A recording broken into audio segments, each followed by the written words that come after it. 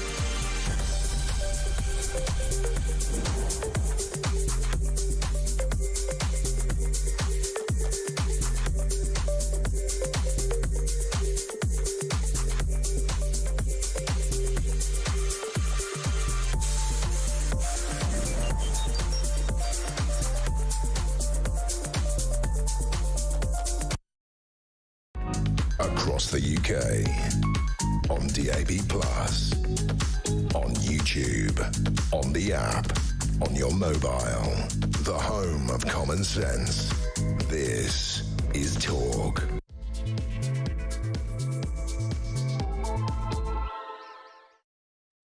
A very, very good morning to you. This is Talk, the home of common sense, with me, Julia Hartley-Brewer. Great to have your company, whether you're listening on DAB+ radio, on your smart speaker, watching on YouTube or on your connected device. It is great to have you on board. Once again, awful lot to talk about, and a lot of it involves Elon Musk. But this has now become less of a spat between the world's richest man and confidant, so far, we'll see how long that lasts, of the President-elect, Donald Trump, and a spat between him and Keir Starmer, and now, and also Nigel Farage. It's really moved on now between a spat between, well, political parties in this country. Maybe we'll actually get some action in this country. Is it all down thanks to Elon Musk, or did he expose anything at all? He didn't. I mean, he literally just highlighted something that has been around for many, many years, and many of us have been calling for action on for many, many years. Will something come of it? Well, there was a little chink of light yesterday with an announcement from Yvette Cooper, the Home Secretary. We'll come to all of that, but it's certainly ratcheted up this morning, the war of words, with Robert Jenrick getting involved as well, the Shadow Justice Secretary. So we'll come to all of that, but let you know exactly what we are talking about in this hour. Keir Starmer accusing those yesterday of calling for a new inquiry into grooming gangs of jumping on a far-right bandwagon. A bit funny, I suppose. Is he thinking that Maggie Oliver, the Rochdale grooming and rape gang whistleblower, is she a far far-right bandwagon jumper, or is she someone who's actually done something actually tangible and practical and real to try and help the girls who are victims of grooming gangs? I wonder. The Prime Minister also accused Elon Musk of spreading lies and misinformation online. But again, what lies did he tell? Tory leader Kemi Badenoch hit back, calling Starmer's claims smear tactics. Now, what's interesting about this is that it's all moved on this morning with Robert Jenrick, where he, the Shadow Justice Secretary, has called on, us to tackle the immigration issue where people are coming. He says millions of people en masse immigration coming, some of them from countries where they have backward medieval attitudes towards women. I mean, he's right, is he not? We'll talk to you more about that. Plus, the European leaders are now rounding on Elon Musk. They say he's attempting to influence overseas politics. The Home Secretary, Yvette Cooper, as I just mentioned, has actually announced there will be a new offence introduced later this year with those who cover up or fail to report child sexual abuse facing professional or criminal sanctions under a new offence. Well, that was something that was recommended by the J investigation inquiry into child abuse and reported back in 2022. Failure of the Conservative government to bring that in. They said, well, it was in legislation that was working its way into an Act of Parliament, but never actually got there. But that at least is something that a lot of people and campaigners have been calling for.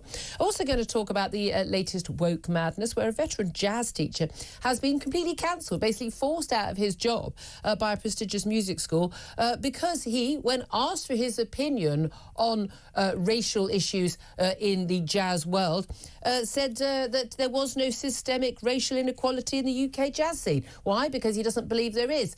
Well, he's now basically lost his job for that. What a surprise. Don't tell the actual truth about your opinion, because then you'll be cancelled. We'll talk about all of that coming up. This is Talk, the home of common sense, and the home also of top common sense guests like Claire Pearsall, who joins me now. She's a former Conservative government advisor. Very good morning to you. Morning. Happy New Year. Happy New Year. Awful lot to talk about. I mean, Elon Musk is taking on everyone, basically, and everyone's taking on Elon Musk. Keir Starmer, rolled up his sleeves, because that's what you do when you're trying to talk business. Trying to talk about the NHS yesterday, ended up with, actually, it turns out, some pre-written statements, because, this is how plodding this man is, our Prime Minister. He can't even guarantee answering a question about Elon Musk without having it all scripted for him on the autocue. This Surrey press conference he gave on the NHS yesterday. By the way, no one's talking about the NHS today, because that's how utterly nothing that announcement was. But he's come out, he's basically attacking reform, he's attacking Tories, he's attacking Elon Musk, he's attacking everybody, accusing Musk of spreading lies and misinformation, anyone calling for a grooming gang inquiry far-right, or jumping on a far-right bandwagon. Kemi Badenoch, the Tory leader, has hit back. She accused Starmer of smear tactics. Robert Jenrick, the Shadow Justice Secretary, doing an interview this morning, has been asked about his views on immigration and asked whether he stands by some of his views that he's expressed before and on his attitude towards people coming here, and asked if he stood by the comments where he said in a tweet earlier just a couple of days ago, importing hundreds of thousands of people from alien cultures who possess medieval attitudes towards women brought us here. As in, you import a load of people from Pakistan where it's an awful lot of the people who come here come from pretty much medieval lives, living in effect. I'm sorry, the reality is pretty much, mud huts, people marrying cousins, women have no rights in any meaningful way, attitudes towards women, gay people, non-Muslims from this particular area in Pakistan. They are not the views of modern Western society. He was asked if he stood by those views, and he said yes, he does. He said some immigrants who come to the UK have backward, frankly, medieval attitudes to women. Now, we're asking about that today because I want to know what your reaction is to that, because he's basically saying that is what led to the grooming gang scandal. He's right, isn't he? I'd love to know your thoughts, so give us a call, 0344 499 1000, text the word talk and your message to 87222. You can send us a message on X, assuming Elon Musk allows us to, at talkTV. Don't forget that calls are charged at the national rate. Text costs £1, standard network rate message. Is Robert Jenrick right, or is he wrong to say or to think? Is it okay to think it and not say it, or or is it? I mean, you never know what the rules are this week. But Robert Jenrick says some immigrants coming to Britain have backward, frankly, he says, medieval attitudes to women, and that is what brought us here, i.e., led to the grooming gang scandal. Claire, is he right? I think he's got a point. And you've seen... No, that's a political answer. Is he right? I think he has a point. What we so don't if he has a point, then you think he's right? I do think he's right. There you go. That's the only time I will ever agree with him. But what's missing in his grand statement is what he's going to do. It's all very well to put that statement out there. He's been in government. He's a shadow minister. He's not going to do sodding anything. But he's also been in the government. Yeah. At very high levels. He was in charge of the immigration brief. I don't remember him being this robust when he was in government. And I think I would respect him more if he had been. So what are you going to do about it? And I think this is a good start to a conversation. Yes, he's right. The attitudes towards women from parts of those areas is appalling, has no place in society in the United Kingdom. What are you going to do about it? There's nothing. There's no Well, we know suggestion. a lot of people are suggesting, certainly even across Europe as well, they are talking about, some of the parties, the AfD and others, also being backed by Elon Musk, about mass deportations of people. That's what they're talking about. And people bandy that around quite a lot, and I think that we don't even deport criminals. Exactly. There are a lot of things that we don't do in this country for people who have committed some really heinous crimes that should be out of the country, and they're not. They're either languishing in jail or we can't. Although a lot of people would say they shouldn't have been in the country in the first place. But there is a reality. Now, this is something I remember being very, very aware of this from days in my local newspaper in the 90s. I was working on the East London Advertiser at Bethnal Green, London, where you had incredible difference in there was white working class communities, there was the new white middle class buying up all the little apartments overlooking the Thames and near Tabriz, all looking very lovely. They didn't mix. And then there was also the Bangladeshi new arrivals. They didn't. 3 different communities. Everyone's going, isn't it wonderfully diverse? No, it wasn't diverse at all. It was 3 different communities, none of whom mixed at all. Local schools went within a matter of years from being sort of 90% white to 90% Bangladeshi. And it was just a really, it was a massive, massive, massive change. And it was very, very, very clear to me very early on, which is why I was someone who would put my neck out on this issue very early on, that these were people, a large number of people were coming. The women largely didn't speak English. No, there was no compulsion on them to speak English. They were not in any way integrating, assimilating, taking on British values, agreeing with British values. It was very obvious to me early on that this was a bad idea. And I've been writing about this stuff since that time and had the usual slurs against me throughout that time. I'm pleased that people are talking about this. I think there is a very strong argument that we don't want to have large numbers of arrivals who aren't very thoroughly vetted for their skill level, English language level, and their opinions and views, coming from countries which are, to all intensive purposes, backward medieval societies. And I'm sorry, if people are upset by that, they need to go to these countries and have a look. Where girls who don't agree to marry who they're told to marry, whether it's a cousin or a man who is 20, 30 years older than her, are killed, quote, honour killing, not an honour killing. When things like many practices around the world, FGM on girls, when you have practices, not just forced marriage, but cousin marriage, which leads to massive levels of disability in children, where if you leave the religion, you face death. I'm sorry, we are looking. This is medieval stuff. This is how Britain was, 1,000 years ago. It's not what we want to live in now. Why would we want to import people from those countries? And what can they possibly offer this country? Well, I think that's a really good point. That what is it that they're offering? Because the majority of them don't have a skill set that we need in this country. They are low-level workers at the best. Their grasp of English is really poor.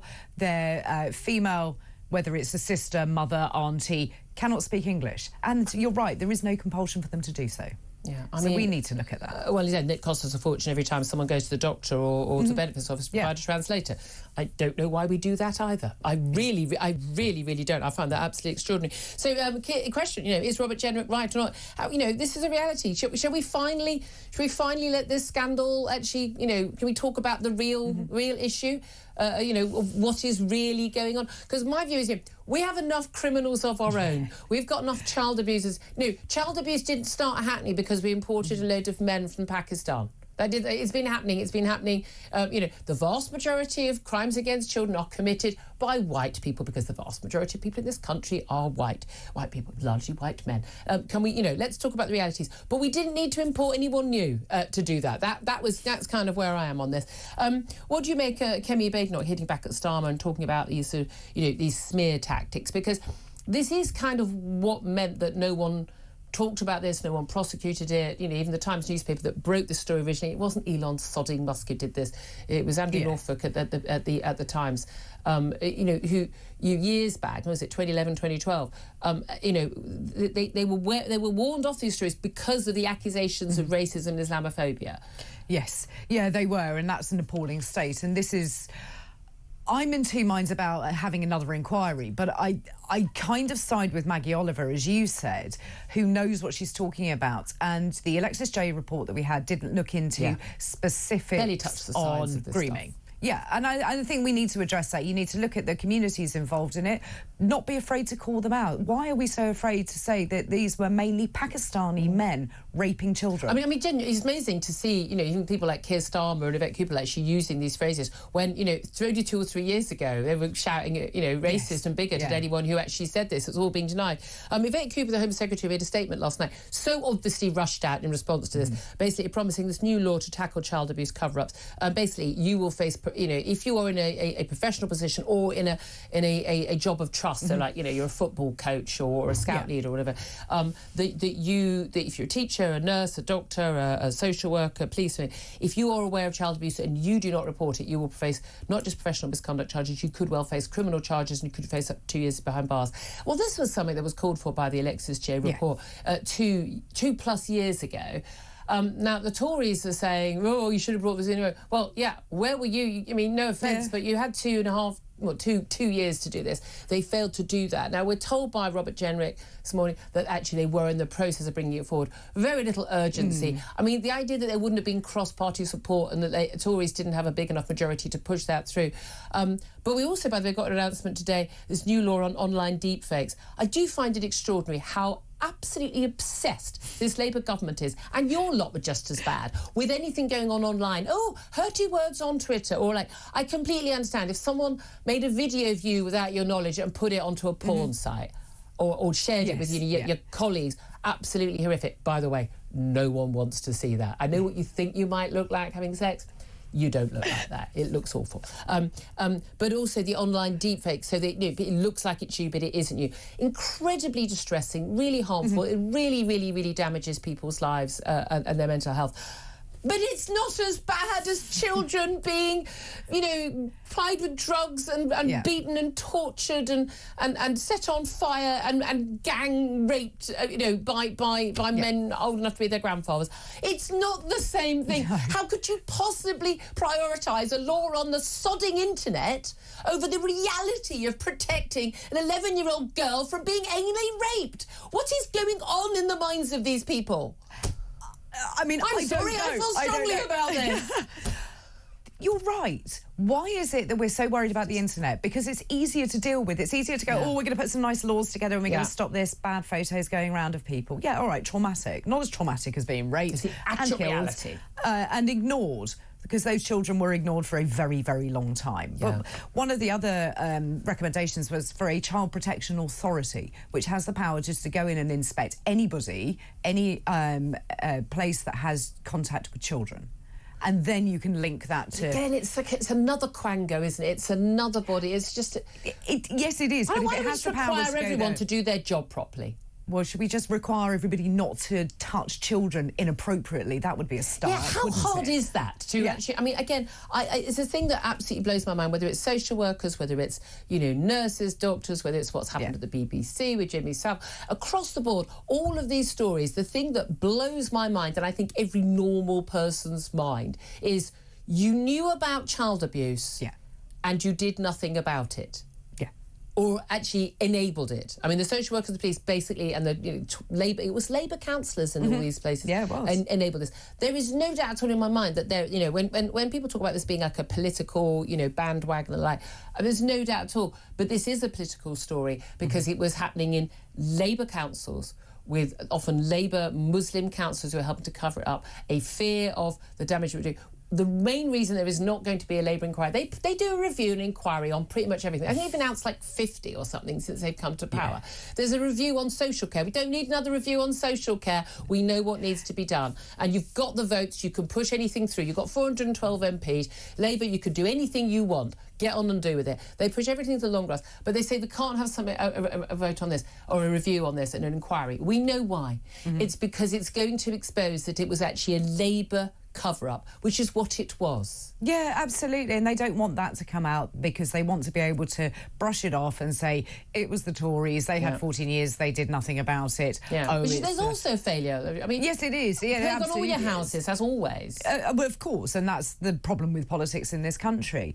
Yeah. But by calling it a bandwagon, by labelling it far right, all he's trying to do is distance himself from the fact that there are Labour Party members and councillors involved. Absolutely. Can we just end, just before we go to a break, with some good news, though? As we were predicting on the show yesterday, Justin Trudeau, Canada's first black Prime Minister.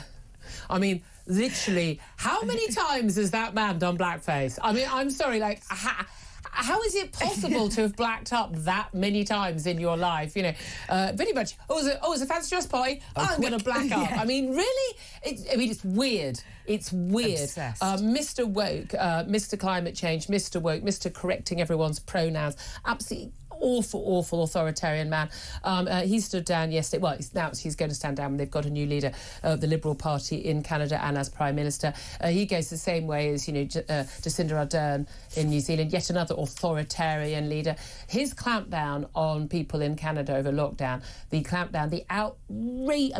outrageous, I would say criminal treatment of the truck drivers who were protesting against basically mandatory vaccines to drive their trucks, was so outrageous. And I'm still astonished by how many world leaders, the supposed Democrats, Liberals on this side of the ocean, didn't say a word about it. I mean, goodbye and good riddance to him. Yeah, absolutely. I mean, he follows Jacinda Ardern and her failure to look after children by locking them out of their schools for a year during the COVID pandemic. She wanted to eliminate child poverty and made it worse. Yeah. And didn't tackle the housing crisis, was an abject failure in that respect. Same as Justin Trudeau. Yeah, exactly. I mean, he just yapped on about, Indigenous rights, this and that.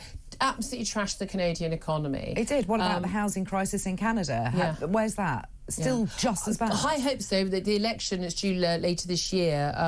The Conservative Pierre Poilievre looks like a very good bet. It looks very sane indeed. He certainly does. But then I saw Mark Carney's name put into the mix. Now, Mark Carney, the former Bank of England governor. He's well, that's one of the reasons why we thought he left the Bank of England, because he wanted to go back to Canada, getting pretty hopeful, and then Justin Trudeau clung on. The other thing also about Justin Trudeau is a classic, absolutely classic nepo baby. He was born into political elite. His dad was Prime Minister of Canada as well. He just thought it was his birthright. Yeah, he thought he'd give it a go. His dad did it, he could do it, and he could pass that on. But you actually have to have an ability, and I think he failed to remember that. Yeah, that you had to have some. Well, and again, he got away with it for years. He's the longest-serving Prime Minister in the G7. Extraordinary. That's how much change there's been. Well, leader anyway. We'll see how things work out for Macron soon, eh? Anyway, lots more coming up. I want to get to your calls. I want to hear from you.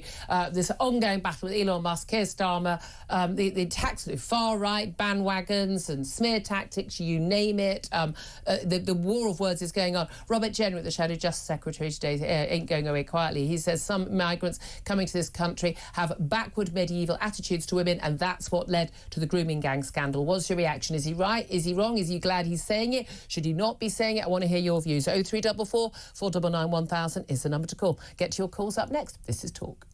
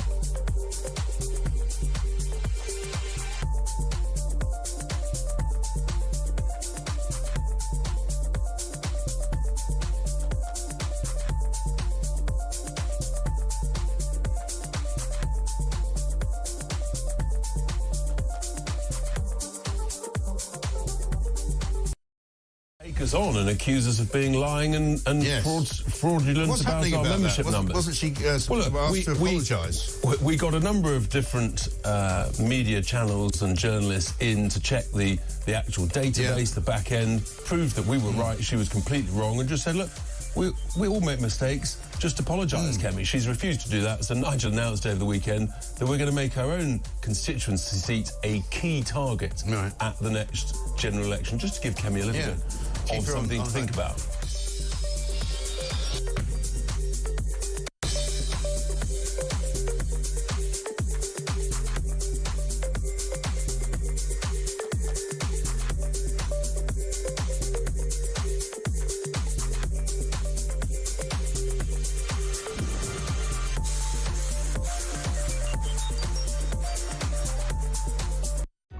Across the UK, on DAB+, on YouTube, on the app, on your mobile, the home of common sense. This is Talk. Very good morning to you. This is Talk, the home of common sense. 10:26 is the time. I'm Julia Hartley-Brewer. Claire Pearsall, former Conservative Government Advisor, is also with me. Delighted to say you're also with us as well and giving us lots of calls on 0344 499 1000. Question I've been asking you today, with all these battles between Elon Musk and Keir Starmer, and then you get into Keir Starmer attacking other politicians, so it's Nigel Farage and Kemi Badenoch and others. Kemi Badenoch hitting back at Starmer's smear tactics. I mean, it's all gone off. It's all gone off. It's a Saturday night at the kebab shop at 2 a.m. It's all gone off. But Robert Jenrick this morning, the Shadow Just Secretary and would-be Tory leader, I think he may still have ambitions in that department. He says that some migrants coming to Britain have backward, medieval attitudes to women. And he says that's what's led to the grooming gang scandal. What is your reaction? Is he right? Is he wrong? Should he be saying it? Is it a long time coming, someone saying it from a front bench of a party? Let's go to James, who is in Staffordshire. Good morning to you, James. Good morning, Julia. Happy New Year. Happy New Year to you, sir. What do you want to say? The West has got one real problem. It naturally assumes that all cultures are equal, and that when people come to this country, regardless of legally or illegally, that they leave whatever opinions they have behind them, and they don't. Yeah. I mean, the question... How come, wait a minute, how come you know that and I know that, but for some reason our politicians don't?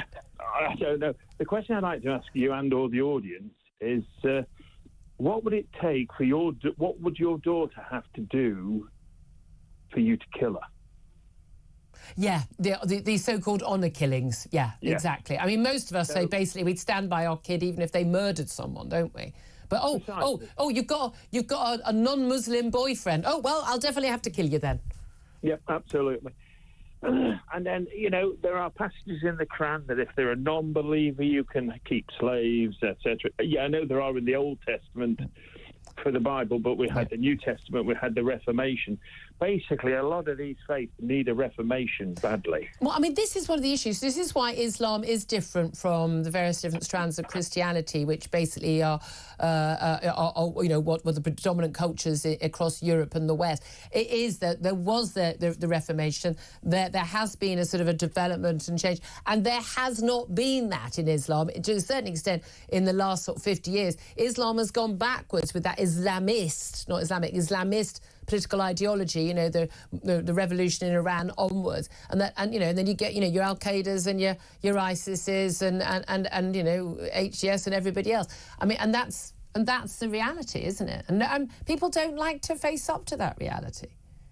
No, absolutely. And what they do is they shut down what Keir Starmer's done. If you say anything at all to criticise another faith. Yeah.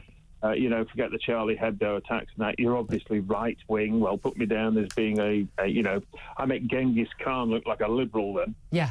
I mean, and don't we all, apparently? Why do you think politicians don't see it, don't get it? Are they just living in a rarefied world and don't understand it? Or do you think they do, but they just, want... Again, I always say this, I don't think people should underestimate the importance of being liked at the right dinner parties in North London, and they just don't want people to think they say the wrong thing. Candidly speaking, I think it's for the vote. You tend to have, I'm not going to call them Asians, it's wrong. People of the subcontinent, etc., tend to vote Labour. Yeah. And while I'm at it, I'm going to have to level one criticism. Why are we spending so many millions on translation? Oh, completely. A friend of mine got robbed in Spain, went to the police station and had to pay for his own translator to give him a statement when he was robbed. Yeah, because why would you expect the Spanish people to pay for him to have a translator? I mean, exactly. Yeah. This is the thing. I mean, my local GP service, if you actually ever make the mistake of going in, I mean, I just find it absolutely extraordinary how long you'll be standing in a queue behind somebody who is unable to speak English, trying to communicate. The poor receptionist just trying to get information across. Like, at least bring a relative who can speak English. Or here's an idea. Why not learn English since you live here? If you're able to use GP services, you must be here legally. If you're planning to stay here, learn the sodding language, as I would expect I should do if I moved to another country. Absolutely. If you want integration in this country, you need to have a common language. Absolutely. You can't have silo cultures living a parallel life and then just taking the little bits out of it they find beneficial. Yeah, but even David Cameron was talking about this. Their report, was it Louise Casey? Louise Casey does every report for every government. She's doing one now for the Labour government. But they reported on this, how there's total abject lack of assimilation and integration, and how language was an issue. Everyone's been talking about nothing's been done. Now, if I can add just one last point. Yeah, please do. The thing is that, I've got expat families and this, that and the other. They're in Portugal, they're in Spain. Forget the language thing. They don't want to go to those countries and go, well, I don't really like this country, so I want to politically change it. Yeah. That's the bit I really don't understand. Why would you want to move from a place where, like Afghanistan, where the illiteracy is 90%? Yeah. To move here and go, no, we really want it being more like Afghanistan. Yeah. I don't get it. I do not understand. Exactly. And why do we want to allow people to come to this country who don't accept and welcome our values? That's the key thing for me. James, I really appreciate your call. Thank you very much indeed. Let's go to Dan. He's on the line in Portsmouth, has given us a call on 0344 499 1000, as you can at any time. Dan, what do you want to say? Yeah, hi, Julia. I just wanted to introduce another element into what you're talking about this morning. I've listened to everything you said this morning while I was walking my dogs, and agree with virtually everything you said. And the political climate today is completely different to what it was 20 years ago. Yeah. All right, even in the media now, things are changing really quickly, and suddenly, even you, who I know they call you far right, and all the slights they give you over the years. Even you wouldn't have said those things 20 years ago that you said today. I was saying some of those things. I was working on the Sunday. I was the Sunday Express political editor in 2000, and I was talking about this stuff then. Yeah. Well, I've been reading and listening and following you for a long time, right? And I think the things you said today are on a different level to what was in any way acceptable 20 years ago. One person, and by the way, it was before the Times blew it, because they were formed in 2009. One person that was saying all of those things that you've been saying is Tommy Robinson, and you, at every opportunity, destroy him, and yet you're saying exactly the same thing. No, I don't destroy him. I barely bring Tommy Robinson up. I don't mention him from one year to the next. He tweets about me more often than I've ever tweeted about him. Can I ask you a question? Just one question then, because that's fair enough. That's a fair response. Can I ask you a question? If you worked in an office building with, say, 200 people in it, and there was a person in that building that you didn't like, you found him unpalatable, you'd heard through the grapevine he'd even got into trouble when he was a kid, and you just didn't like him. And then one day, he came running into your office, smashed the fire alarms, covered in smoke, and his clothes were in tatters, and he's screaming, "Get out, there's a fire in the basement." And then he went to every other floor and did that. Would you ignore him? Or would you, because you don't like him? Or would you listen to what he said? No, I don't not like Tommy Robinson. I'm just saying, Tommy Robinson didn't expose this story. He did say, did do and say some very important things. 2009. It was already known about then. It was already... Do the Googling. Look and see when the Times report came out. That was 2012. Tommy Robinson formed the English Defence League and brought these subjects to light in 2009. No, Tommy, sorry. There were already prosecutions of grape gangs before then. That's how we knew about it. Every time you mention the word Tommy Robinson on the radio, virtually without exception, it's lined up. The following words are in some way, or shape or form, the far right. You do it. You did it this morning. You do it every day. Anytime you mention his name, it's Tommy Robinson. I don't think I even mentioned his name this morning. I genuinely don't even think his name came out. But here's the thing. He has done, and I said this on the show yesterday, he has actually done and said some very important stuff. And the trouble with him is his association with, I've had contact with him, off air, talk about digging into it and years back. The trouble with Tommy Robinson is there is so much other stuff around him. It makes it very difficult for people to say, yes, what you said there is valid. He has said a lot of very valid things. He has pushed a lot of things to the fore, but he's also made it harder for more mainstream people to talk about that stuff because it's associated with him. And so he has both done good and done bad. I don't like him being talked about as a political prisoner when the man has broken the law and is rightly behind bars right now. Read Ben Habib's tweet yesterday about that exact scenario? Did you read it? No. Exactly how Ben... Well, I would implore you to read. I mean, I could read it to you now. It's a very short tweet. Yeah, go on. Please do. Yeah. Okay, stand by. Let me just... Yep. Here we go. Right, so yesterday, this was Ben Habib, okay?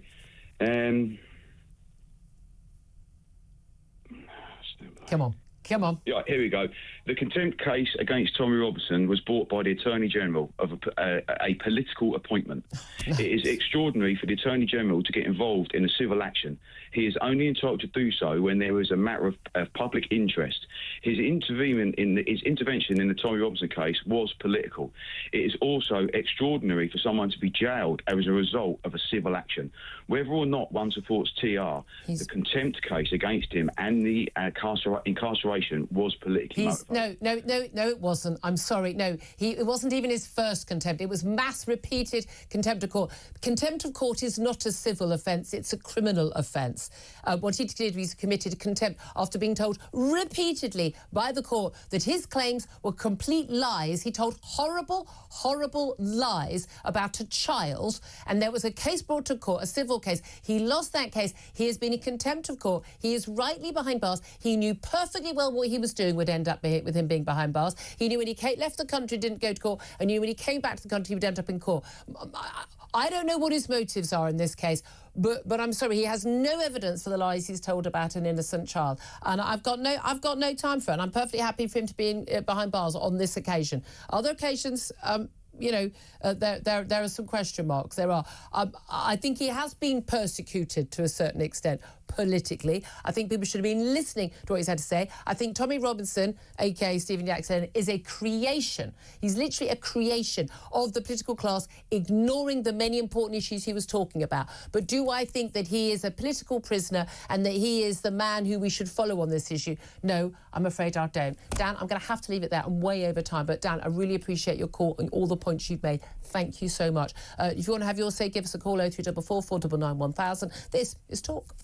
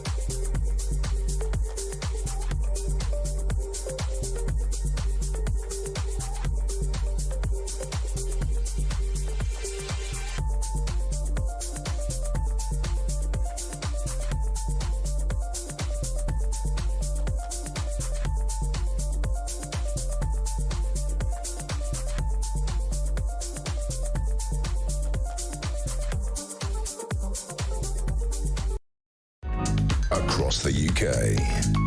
On DAB+. On YouTube. On the app. On your mobile. The home of common sense. This is Talk. Very good morning to you. Well, it's a very lively show so far. I hope that continues. 0344 499 1000 is the number to call to have your say. Let's go straight now to my next guest, James Matthewson. He's a former Labour Party spokesman, to talk about all these battles between Elon Musk, Keir Starmer and Kemi Badenoch and you name it, everybody. Very good morning to you, James.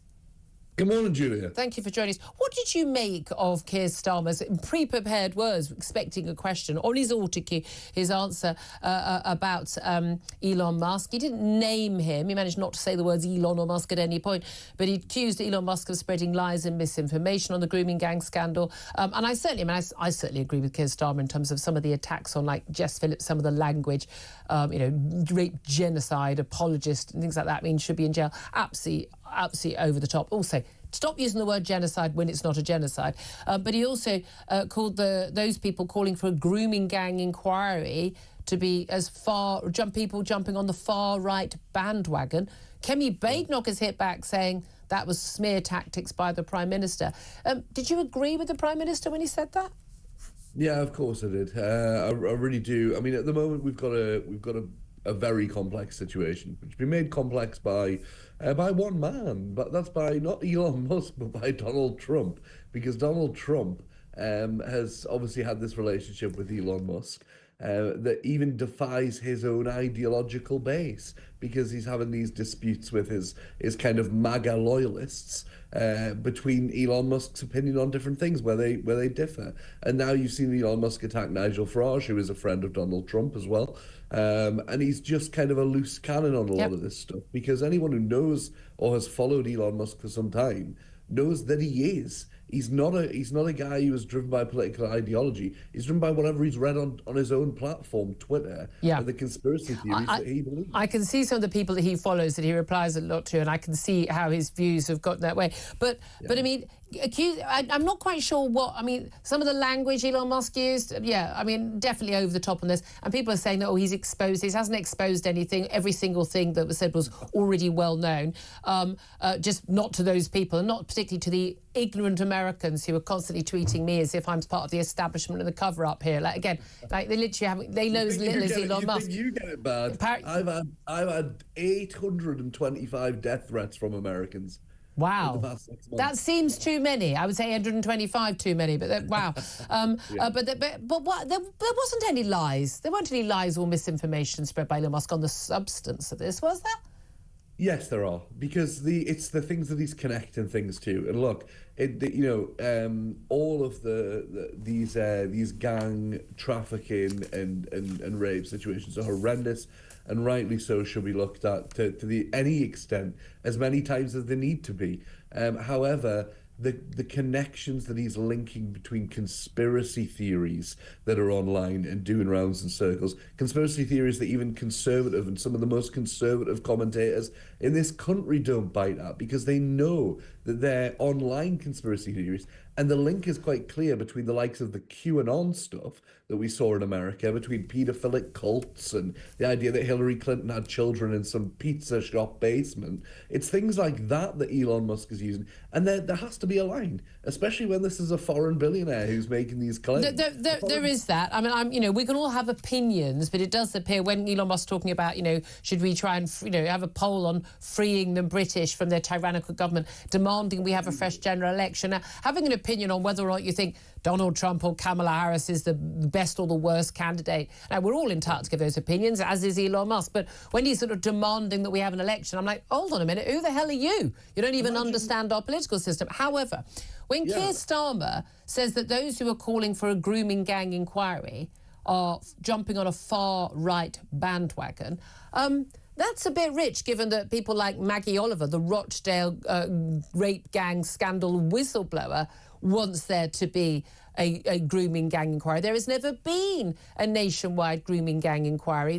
The one followed by Professor Alexis Jay, reported in 2022, in 7 years of taking evidence, only spent 10 days on grooming gangs. Mentioned, I think, Rotherham once, got one mention. I mean, there hasn't been a proper inquiry into this. It can't be a local inquiry because part of the issue is local politicians, police and others covering up the scandal for many years rather than actually prosecuting these men because of their concerns about community tensions, in their words. So how on earth is someone, whether they are Kemi Badenoch, Nigel Farage or anyone else, calling for an inquiry into the grooming gangs, how is that jumping on a far-right bandwagon? Because there's two elements at play here. There are people who, rightly so, as you say, are concerned about the issue and who want the issue addressed and who want a national inquiry. That's absolutely fine.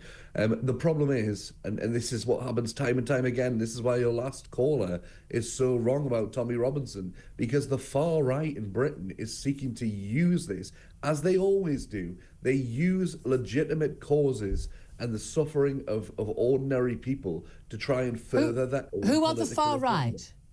The far right in Britain, it's a collective movement, as all of it. There's different elements to it. Is Kemi Badenoch on the far right? No, Kemi Badenoch isn't, but Nigel Farage is. Nigel Farage is on the far right. What puts him on the far right? What's that? What puts him on the far right? It's politics, Julia. It's like politics. what? Give me an example. Right. Because he's far to the right of politics. Like Kemi No. You know that far right has a very different meaning from far to the right of politics. What policies does Nigel Farage have that you think are far right? What would you call Jeremy Corbyn far left? Hard left. Far left, yes. I mean, he's a communist. He's not a communist. Isn't he?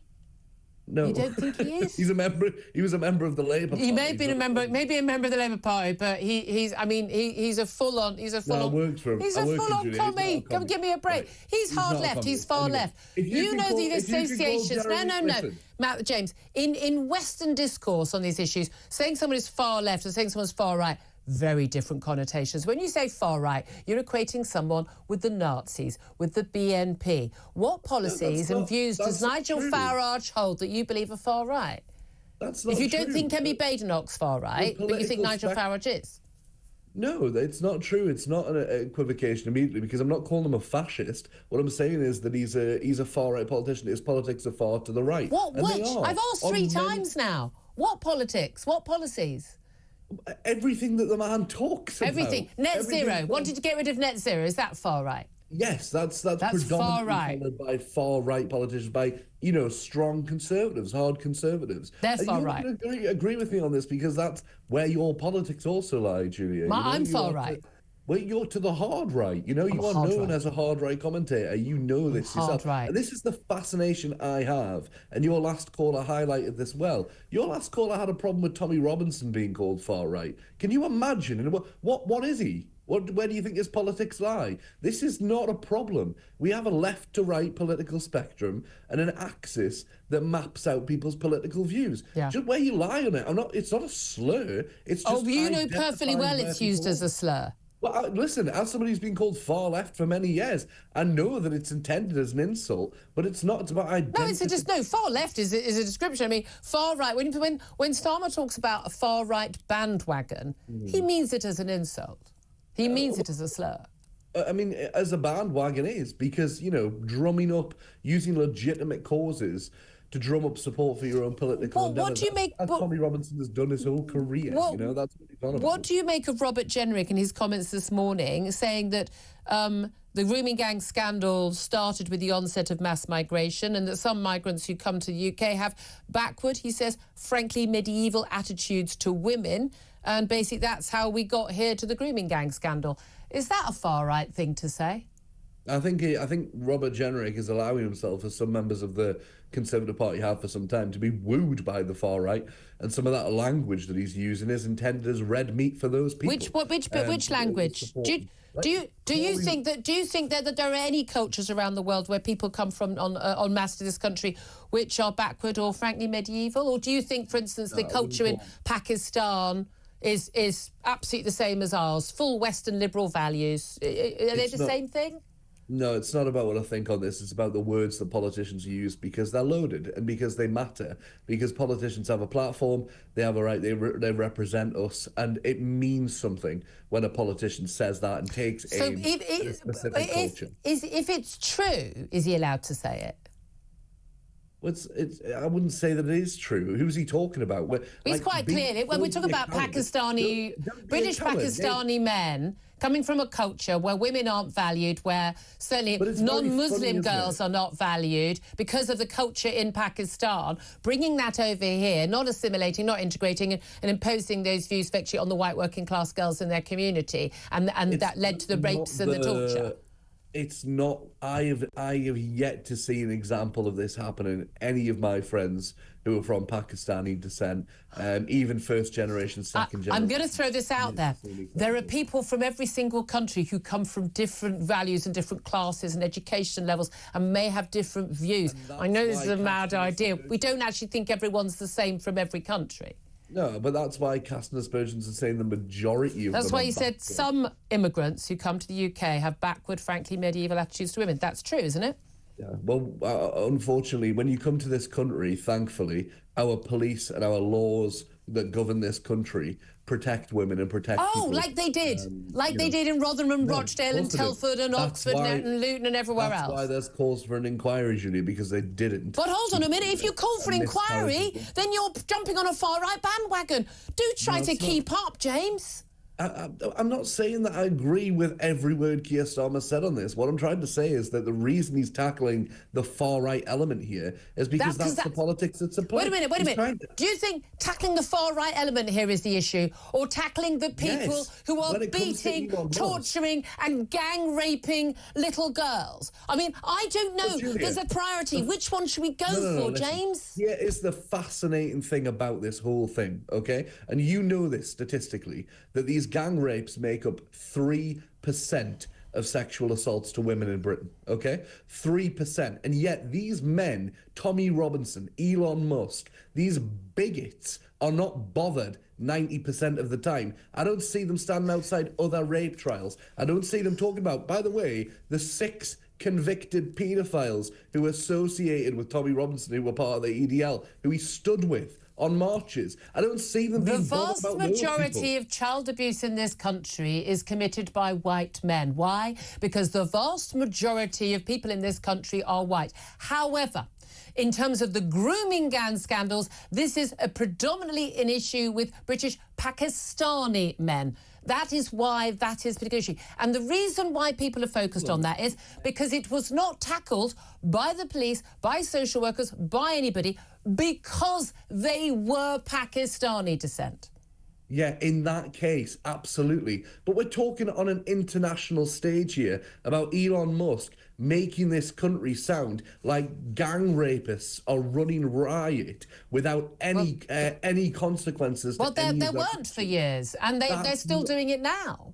Yes, but you know that's misinformation as the current state is. James. Because we're talking about this. Nobody is in dispute about how horrific it is. But the problem is why, Julia? Why are they focusing on the ethnicity of these rapists? Because the reason why people weren't prosecuted and it happened on the grand scale and is still happening is because of the ethnicity and the religion of the perpetrators. You know that, I know that. It's been all the requires reports, and anyone pointing out apparently is just jumping on a far-right bandwagon. James, I am so way over time. We're going to have to go to a break. James Mathewson, former Labour Party spokesman, thank you for joining us. I'll get to Clear Pistol up next. This is Talk, the home of common sense.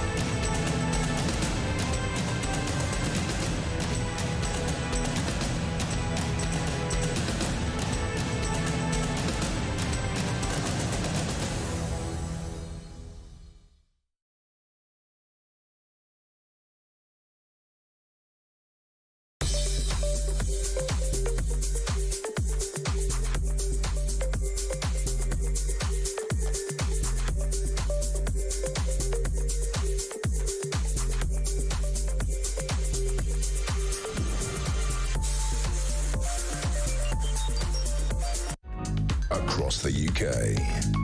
On DAB+, on YouTube, on the app, on your mobile. The home of common sense. This is Talk. This is Talk, the home of common sense. We've only got about 2 minutes before we have to go to another break to the news. But Claire Pearsall's still with me, former Conservative Government Advisor. We haven't had a chance to get in the last half an hour. Interesting conversation with James Mathewson from the Labour Party, isn't it? I mean, you know, we're all far right now. You know, Wow. as simple as that. As, you know, Dominic Frisby's got a great song. We're all far right now. Yes. So literally calling for a... You know, I mean, that's a Prime Minister calling for a grooming gang inquiry makes you far right now. Well, does that make me far right as well? I don't like net zero. Well, you're a Tory, so you must be. Oh, well, there you go. Well, you call me, you know, fluffy or woolly occasionally, don't you? But it makes you laugh that the left cannot think of anybody that disagrees with them as anything other than far right. That's what they do. And they do mean it as an insult. But also, like, you talk about someone like, you know, Jeremy Corbyn as being far left. Well, he is. I mean, yeah, he is. But the connotation is pretty calling someone far left or far left, well, they're just a bit, they don't really understand how economies work and they're a bit rubbish. But they're not evil. They're not bad, evil people with when you hear far right, you are talking about racist, Nazi supporting. That's what they mean when they throw out that term. That's what they mean. Polly Toynbee of The Guardian made a mistake of calling me far right once. I've got to be honest with you, it did not end well for her. It really did not. Off air, literally just like, frankly, it could have come to blows. I was literally, you call me that again. Seriously, you and I are going to have some serious issues. I refuse to ever go on air with her again. It's such an outrage. And it is used as a slur. It's been used as a way of shutting people down. And what a surprise. And then you end up with thousands of girls being gang raped and no one wants to say anything because you'll be accused of being far right. And I think I would rather be accused of being far right and actually care about those girls who have been raped and murdered. That's it. I mean, bearing in mind, James Mathewson thought that, you know, being opposed to sort of mad net zero policies makes you far right. I mean, this is where we are. Yeah. But it's crazy. But his views, now he's a former Labour Party spokesman, those views are very much echoed throughout the Labour Party. It is. And they cannot understand that people are concerned about things like that. They're concerned about net zero. They're concerned about trans. Far right. You're all far right. This is Talk, the home of common sense.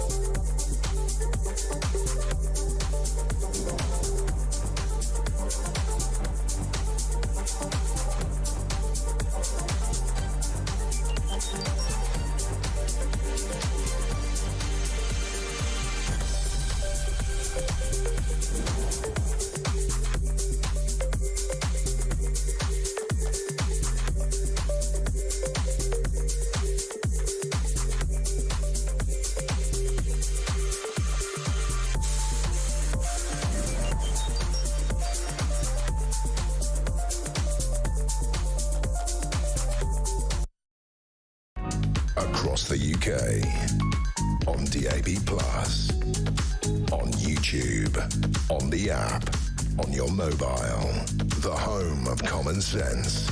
This is Talk.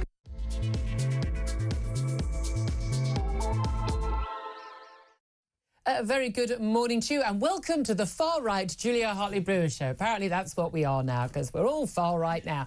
Yeah, if you think that there should be an inquiry into the grooming gang scandal, you're far-right. Shame on you all. I mean, God, that's the territory we are in. If you aren't listening to our last guest, what you've just missed out. If you're just tuning in, very much welcome to the show. This is Talk, the home of common sense, and apparently the far right. Whether you're listening on DAB+ radio or your smart speaker, watching on YouTube or on your connected device, it's great to have your company. But it probably makes you far right too. These phrases being lumped around to anybody who just says, yeah, maybe it's not a good idea to have a load of people come to the country who don't share our values and have what Robert Jenrick, the Shadow Justice Secretary today, has called basically backward, frankly, he says, medieval attitudes towards women. That's what got us here. Isn't it good to have a front bench politician actually telling us something honestly and true? Yeah, but just call everyone far right. Well, that is what happened yesterday when Keir Starmer, and he was on stage in Surrey when we were on air yesterday, and he accused anyone calling for a new inquiry into grooming gangs of jumping on a far right bandwagon. Kemi Badenoch, the Tory leader, has hit back at that, called Starmer's claims smear tactics. Prime Minister also accused Elon Musk of spreading lies and misinformation. Elon Musk has hit back at him. I mean, frankly, it's difficult to keep up every morning with the tweets from Elon Musk. But we'll be talking more about that, obviously, and taking your calls on that. In particular, what Robert Jenrick had to say in an interview this morning, where he's backed up what he's written in a tweet on the 4th of January about saying that some immigrants coming to Britain, and he says we have millions of people coming in mass immigration, and some immigrants coming to Britain have, he says, backward medieval attitudes to women, which has led to the grooming gang scandal. I mean, I don't know how anyone could disagree with that. That is what has happened. I want to know what your reaction is to what he's had to say. 0344 499 1000 is the number to call. You can text the word talk, then your message to 87222. You can get in touch on X at talkTV. Do feel free to tag in Elon Musk. And of course, calls are charged at the national rate. Text costs £1, standard network rate message. You can also leave a message on our YouTube page for free.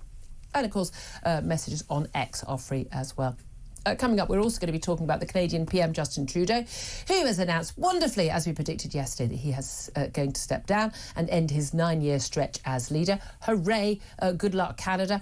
And also, trains were cancelled over the weekend after the ASLEF trade union told its drivers not to walk on snow at the depot. 2 inches of snow. It was deemed unsafe. That's the territory we are in. I'm afraid in the last hour we didn't get to talk about the veteran jazz teacher who's been cancelled by a music school after he said there was no systemic racial inequality in the UK jazz scene. We will be talking to the Free Speech Union who are backing him in his case of a constructive dismissal from the music school. We'll be talking to them in the next hour of the show. Unfortunately, we ran a little bit late with, discussions of who is and who isn't far right, basically. We're all far right unless we agree with Labour on everything. I think it's a fair summary. Anyway, we'll get to all of that. Joining me this morning, former Conservative Government Advisor, far right, obviously, Claire Pearsall. Very good morning to you. Morning. I mean, we are just in some very weird territory. I have to say, I didn't understand when I was away on holiday last week, and I tried to stay off Twitter, apart from, obviously I post a beach photo just because it annoys people, and that's just kind of what I do. It's so much fun having people send abuse to you when you're sitting drinking a pina colada on a beach in Mexico, just going, have a great time. I don't care. I literally just don't care. It just makes me laugh.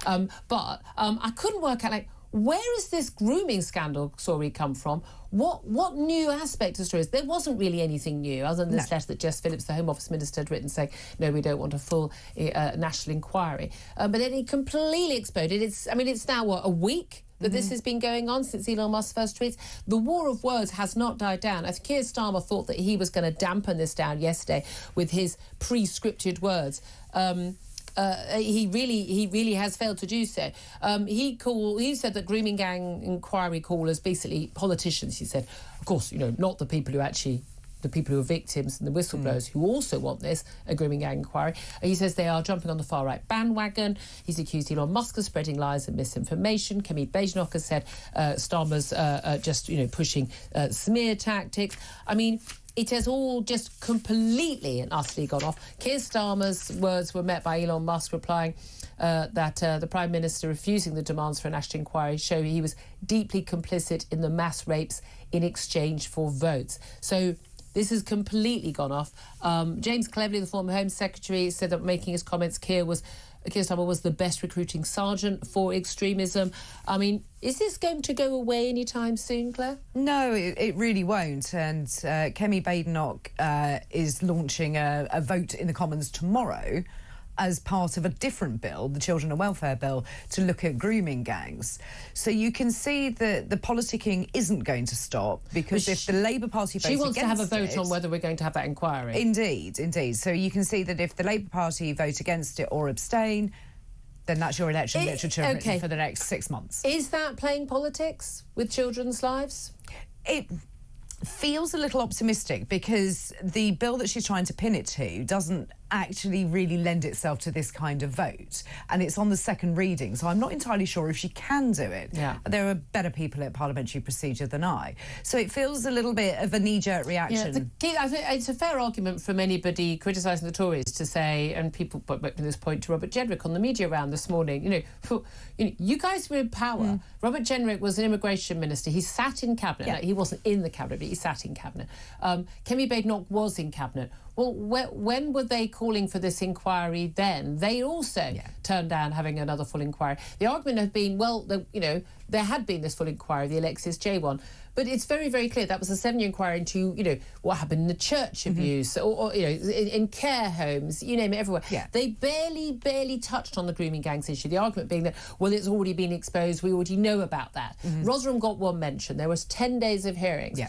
People like Maggie Oliver weren't even interviewed. They interviewed chief constables. Why are you interviewing the chief constable of Manchester Police but not the whistleblower who left her job to expose the issue? That seems to me to be an inquiry that didn't do its full job. Alexis J is getting an awful lot of credit, but I'm not sure she did go far enough. Now, the remit was very, very wide. Yeah. Having a particular inquiry on this issue, it being national, not local, national is crucial here, is it not? Simply because there was local cover-ups by the police, by the social workers, by the local councillors, many of whom wanted to protect, in some cases, their own mates and family members who were being accused of these crimes. I mean, that was what was going on. That said, I don't know who I would trust to run this inquiry. Who would be someone who was enough of the great and good to run such an inquiry, as in having a legal background, being a judge or whatever, but who could be trusted to basically put the boot into the establishment. Other than, of course, when you think about the Grenfell inquiry, so much criticism of that former justice, and even from the families, those who lost loved ones in Grenfell. And actually, he totally went for it. In no way did he pull his punches. Yes. And I think we saw that with things like the Windrush scandal. The report that was done into that was absolutely damning of what the government had failed on. And so I don't think people are scared to do that. I think what's really worrying is that the Labour government was suggesting that the local councils should run their own independent inquiries. Well, please, they're the ones who are culpable in all that's of like this. saying, that's like saying to the BBC, I think you should run the investigation into how you covered up Jimmy Savile. That's going to work out well. Marking your own homework, it's always a good thing, isn't it? So but the Tories did fail. Alexis J reported in 2022, made a load of recommendations. Yvette Cooper last night did, again, wasn't in their manifesto, hadn't been mentioned, clearly rushed through as a result of this. So that there was a piece written by Keir Starmer for The Sun today. Clearly he wanted to have something tangible. This is how politics is done in this country. It is done on the 24/7 news cycle.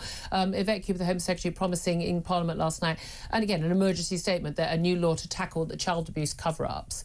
So basically, if you are a professional, if you're in a position of trust, you're a teacher, a social worker, a police officer, a scout leader, a football coach, if you are aware of allegations of child abuse or suspect it and you don't report it, you will face not only professional misconduct charges but also possible criminal charges. You could actually face going to jail for up to 2 years.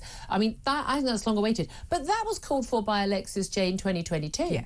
Well, your lot were in power. Robert Jenrick has said, it was going into. I mean, it was going through the motions. I mean, they tried to put the smoking ban through, Do you not remember 7 I'm less bins? worried about adults choosing to smoke than I am about 11-year-olds being gang raped. Got me old-fashioned. It wasn't a priority, because if it was, they would have pushed it through. They had a big majority. They could have pushed through anything they wanted. They absolutely could have done, and they picked on subjects that were completely bonkers in my mind when you're looking at the green agenda, when you're looking at trans rights, and they pushed those laws through real quick. Yeah. But something like this, they went, we have to think about it. Well, why? Again, and also cross-party consensus. Who doesn't think that people in a professional role who know about child abuse and don't report it shouldn't face consequences?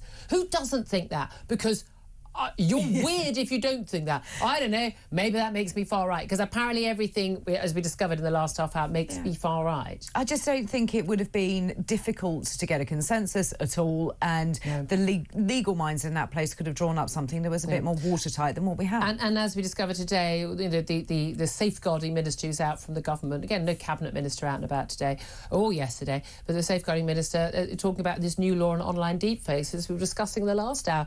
They're worried about. I mean, yes, these are massively damaging. I mean, someone either makes a video without your knowledge or photographs of you and put them online, or when somebody creates a deep fake, AI image that purports to be you.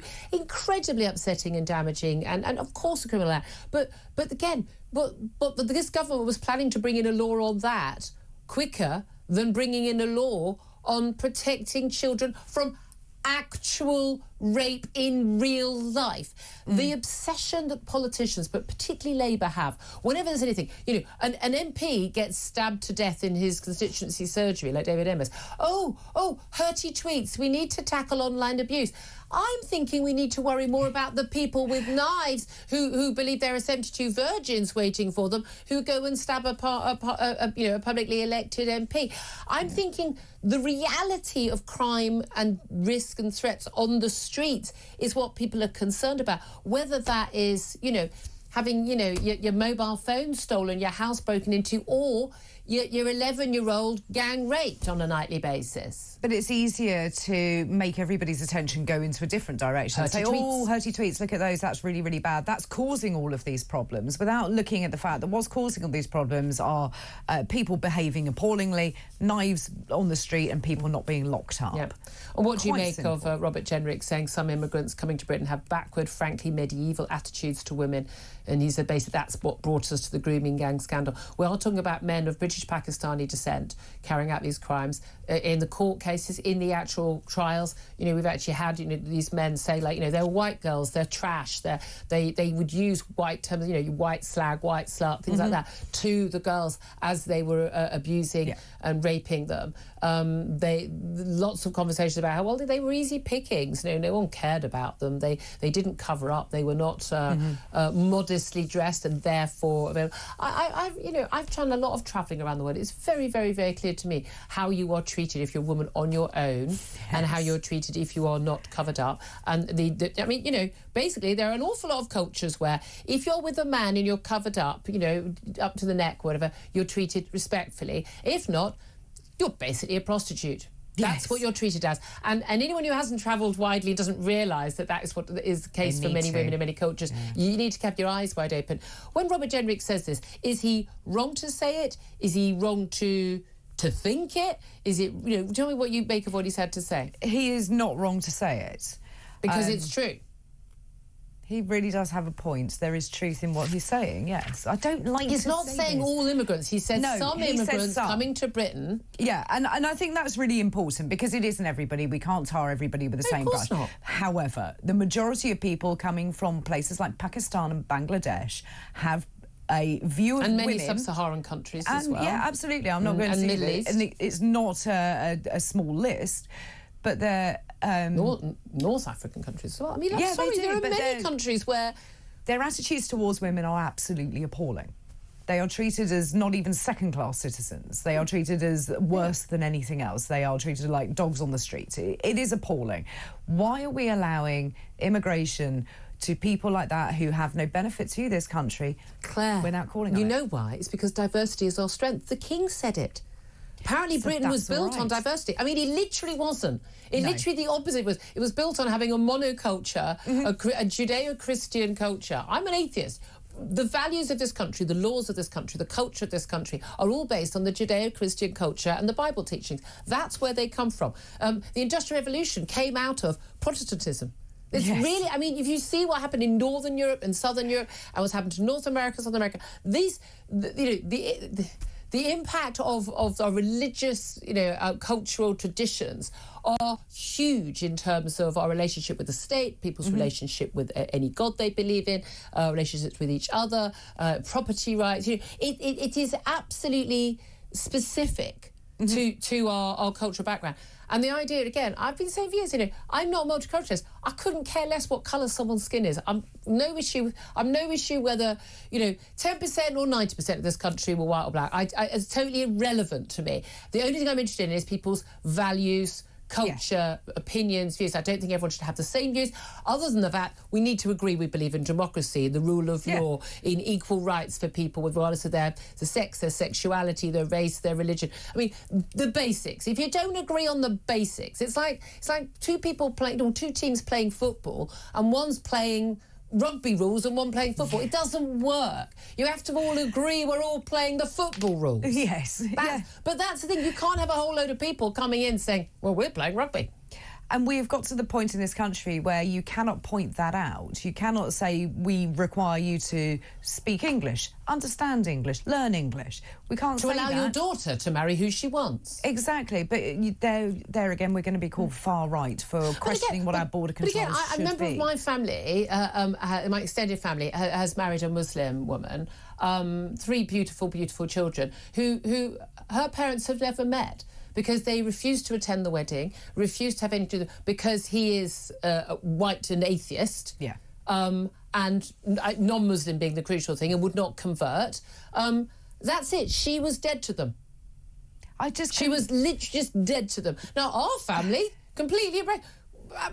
she seems like a really nice girl. The kids are absolutely divine. Not an issue. Just simply not an issue. If it was the other way round, we would be racist. We would be rightly accused of being racist, intolerant, anti-Muslim, blah, blah, blah, blah. But if they do it, well, that's a cultural difference. Yeah, well, it's an unacceptable cultural difference is what it is. In this country, it absolutely is. And what would it take to make you say to your daughter, I'm never going to speak to you again? I'm never going to meet your children.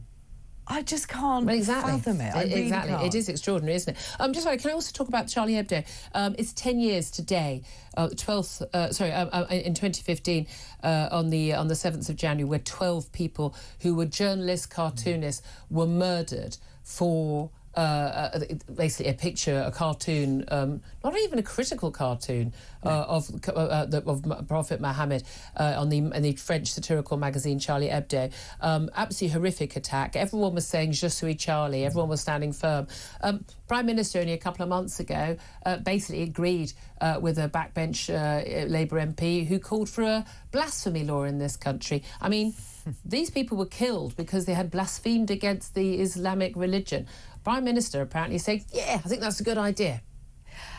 I can't believe it's 10 years ago. I really can't. I remember that day very well. But also, we've got a teacher in Batley who is still in hiding. Yeah.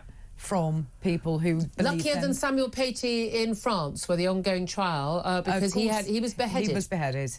I mean, how in any way is this deemed to be acceptable? And the Prime Minister hiding behind the point that it is either far right or it's the Conservatives' fault doesn't wash. Yeah, exactly. And again, here's the issue. Again, 10 years on, and the problem is worse, not better. Yeah. Absolutely Our Lady in worse. Heaven film, basically, the cinema's refusing to show it and everyone apologising. And there's a little boy who brought in a Quran for a bet at school and it got a bit scuffed. And the local police chief constable taking the mother with her little shroud on, covering her head, to go basically beg the local men in the local mosque in front of the imam, basically to not kill her family. She was there for an hour. Non-crime hate incident brought against the boy. No charges whatsoever against the people threatening death against the family. Not a single charge brought, not a single arrest. No. The problem has got worse. Je suis Charlie, what a load of abject BS that is. Because actually, on the contrary, we effectively have a blasphemy law in this country now. and a Prime Minister who wants to make it de jure, not de facto. Well, we're all going to be put in prison, aren't we? I shall see you there next week. No, but I'm not worried about it. I'm happy to stand firm on things other than I would really, really like it not to open the door of my house one day and have someone stab me to death, which is what happens to people who blaspheme, inverted commas, against the Islamic religion. This has happened to numerous people across Europe. I know people who are very brave souls who speak out in this country who have to have panic buttons, who can't tell people where they're going to be in advance and have to have 24-hour security because of this. This is a very real threat. It's happening right now. As you say, the Batley Grammar School teacher, 4 years on, still in hiding. I don't think he'll ever be able to come out of hiding because of this threat. It's a very, very, very real thing. And it's not about people being respectful of any particular religion. I don't think we should necessarily respect any religion. I think they should all be mocked. I'm an atheist. I'm entitled to do that. And you can mock me and tell me I'm going to hell. I don't care. But we don't mock certain religions because we are fearful, because we worry about our families and ourselves being murdered. That is an untenable situation. But don't forget, we're far right for saying that. Yeah. There we are. 11:23 is time. I want to get to your calls, 0344 499 1000. What do you make of what Robert Jenrick had to say, saying some immigrants coming to Britain have backward, frankly medieval attitudes to women? And he says that's what led to the grooming gang scandal. Was he right? What's your reaction? 0344 499 1000. This is Talk.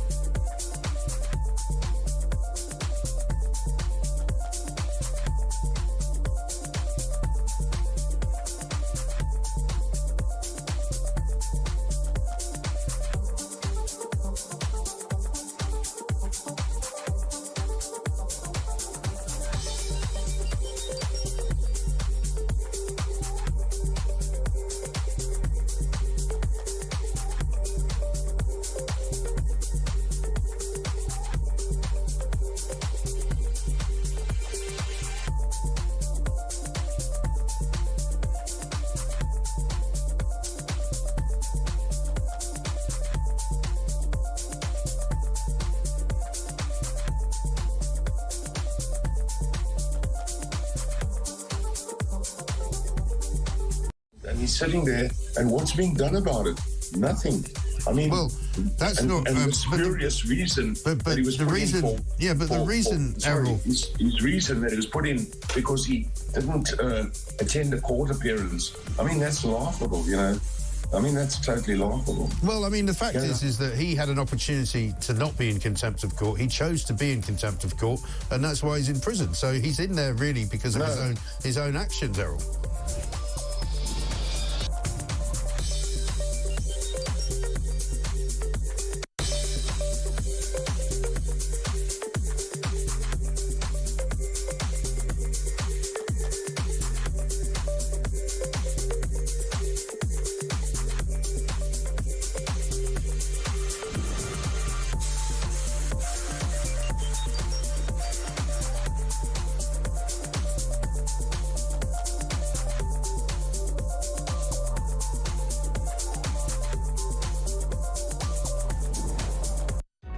Across the UK, on DAB+, on YouTube, on the app, on your mobile, the home of common sense.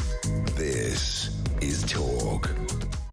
This is Talk, the Home of Common Sense. Welcome back. I'm Julia Hartley-Brewer. Let's get straight to your phone calls coming in about this whole Elon Musk, Keir Starmer, Kemi Badenoch, everybody row. Nigel, God, we haven't mentioned Nigel Farage in this hour. But Robert Jenrick, the Shadow Justice Secretary, has put his tuppence worth in today, saying that some immigrants coming to Britain have backward, frankly medieval attitudes to women, which has led to the grooming gang scandal. What's your reaction to that? 0344 499 1000 is the number to call. Brian is on the line. He's in Wigan. Hello, Brian. Hello, Julia. Good morning to you. Good morning. No, you're very, very faint. I can barely hear you, my love. Are you on a hands-free? Yes, I am. Brian, we can barely hear you. Are you on hands-free? Can you go on to the phone? Is that better now, That's much better. Lovely. What do you want to say, my love? Yeah, that Labour guy, God blame him. James Mathewson, yeah. I was driving along and I was getting so angry and frustrated with the guy. First of all, to say Jeremy Corbyn's not left-wing, because he works with him. He's not a communist. He says, he's a Labour man. Yeah, all right. Yeah. Even Starmer went to a Marxist course over in Russia. And Starmer says he's a socialist. He's used that word. Exactly. And Starmer's got to be very careful by calling what I would say everyday people who are concerned over the country.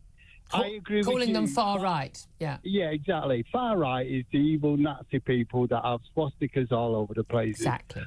Normal people of this country want the country run properly, where there's an even playing field, where everyone gets treated the same as far with law and rules and whatever. That's not unreasonable, is it? We've seen two-tier policing, two-tier justice, not just over like the Southport attacks, but we've seen it over the years. We know that these grooming gangs were not prosecuted because of the ethnicity of the perpetrators. Exactly. And the thing is, he also made the comments, well, my Pakistani friends... what was that about? I mean, he's probably in an area where this doesn't go on. And I'm sure if it did, then his Pakistani friends would know about it. But they're not going to tell him. But it's never in their area who shout the loudest. Everyone's, standing up for them and all this lot. Now, I think they've got to be careful calling normal people, what I say normal people, which I hope I'm one of them, as far right. I'm not. Yeah. I'm just sick of... I'm old enough. I'm now 72, Julia. Still do a bit of work. And, I've seen the various governments and, each and every one is guilty of not doing their jobs properly. Absolutely. And as far as having a commission on maybe a task force should be better, where they have the power, an independent task force, where they can look at all areas and get it actually done. And do it, let's just say it's got to be a year, and basically say, look, can everybody who's been involved, if you've been a victim or you've been a whistleblower, you know the names of, the police officers, the social workers, the teachers or whatever, the care workers who did not do anything or you've covered it up, the local councillors, come forward, give us a signed affidavit, we can cross-examine, and then we're just going to collate all the information and then we're going to take action. I mean, there's no reason why these things have to cost 200 million quid and take 10 years, is there? Exactly. And Julia, many years ago I used to be a rep and also a delivery driver. Yep. And I've been to, and I know the areas well of Rochdale, Oldham. I mean, that's when you see what's going on in Oldham and you see Angela Rayner not raise one voice, that says it all. No, exactly. And I just love seeing those pictures of her with her long dress and her buttoned-up collar, so different from her normal attire when she attends meetings in her local constituency. It is extraordinary. Brian, thank you very much indeed. Well, as I say, we're all far right now, apparently. Let's go to our next caller. Now, this is Sam, who is in Manchester. But, Sam, you've chosen not to give your real name. Tell us why. Because the information that I'm about to give you, it could put people's lives in jeopardy. Plus, I'm not from Manchester, but I won't tell you the exact town because there's actually a police investigation going into. We'll talk about maybe 50 plus people in this town. It's a West Yorkshire town. I won't give you the names of the... And is this part of the grooming scandal? Yes. Tell us your involvement. My involvement is a very good friend who's listening now, by the way, because I just got off the phone to her and asked what I could say and what I couldn't say. Yeah. So she's listening now, and her sister were groomed from the ages of 11 to 21. Yeah. They are now in the 30s, still no justice, and have been told by the police that the investigation is going to be going on from either 2 to 8 years before they see justice. Why? And because of the riots, it's kind of sort of like just sort of taking a... Sort of like it's gone silent. But it's gone into basically pushed it. There's hundreds of girls involved. Hundreds. And your friend and her sister, they were groomed, and we're talking about this modus operandi we've seen, Pakistani grooming gangs.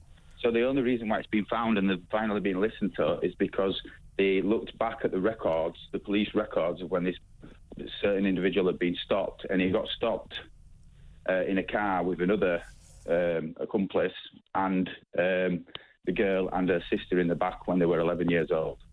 Right. And they've kind of put 2 and 2 together. And did she and her sister, did they tell anyone? Did they tell their parents, teachers, or anyone else? You would have to ask. You'd have to ask her about that. I'm not on here to lie or anything like that. I just know there's certain bits of information that we've been discussing together. But I shared my 40th birthday with this lady. You know her well. Yeah. Yeah, I know very well. And she was a victim of rape. I mean, the most extreme grooming. We're not talking. Yeah. I mean, it's called what they are. They're rape gangs. We're talking multiple. Yeah. And how is she today? How is she? The thing is, they're looking at compensation for it, but because she's got on well in life, and this is just what she said directly 5 minutes ago before I got on the phone to you. Because she's got on well in life and sort of kept it and been strong about it, she's not going to get as much compensation because that's how it works. Because she got herself together and had the strength of mind to do that. I mean, which the same awful things happened to her. I can't speak for a sister, but we was talking about it at my birthday and we were in tears, you know what I mean? What should have been a good celebration for her sister and myself.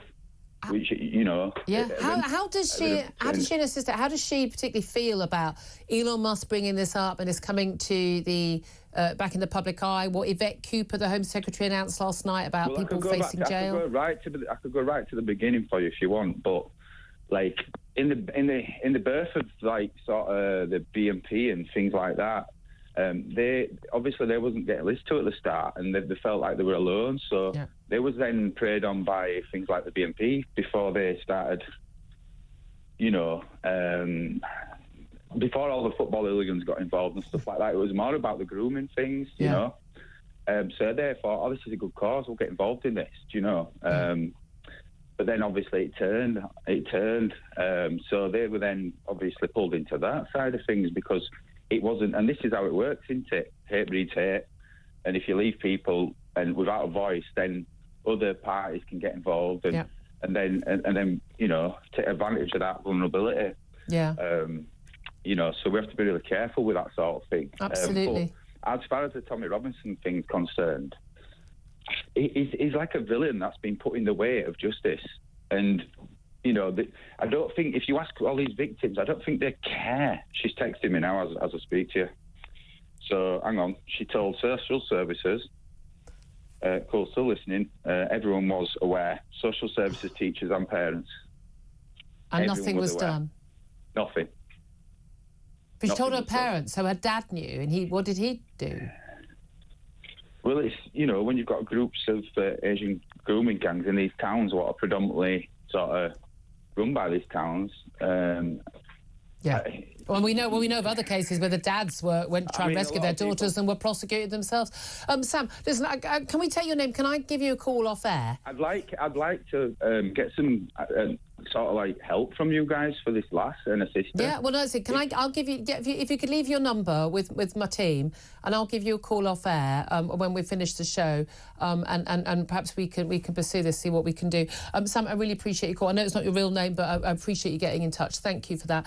11:36 is the time. We'll go to a break, and we are going to be talking about at least some good news. Justin Trudeau is leaving as the Canadian Prime Minister. Also going to talk about the ASLEF union telling train drivers not to walk on 2 inches of snow that led to some 10 trains being cancelled on Sunday. I mean, people, for the love of God, it's just snow. This is Talk, the home of common sense.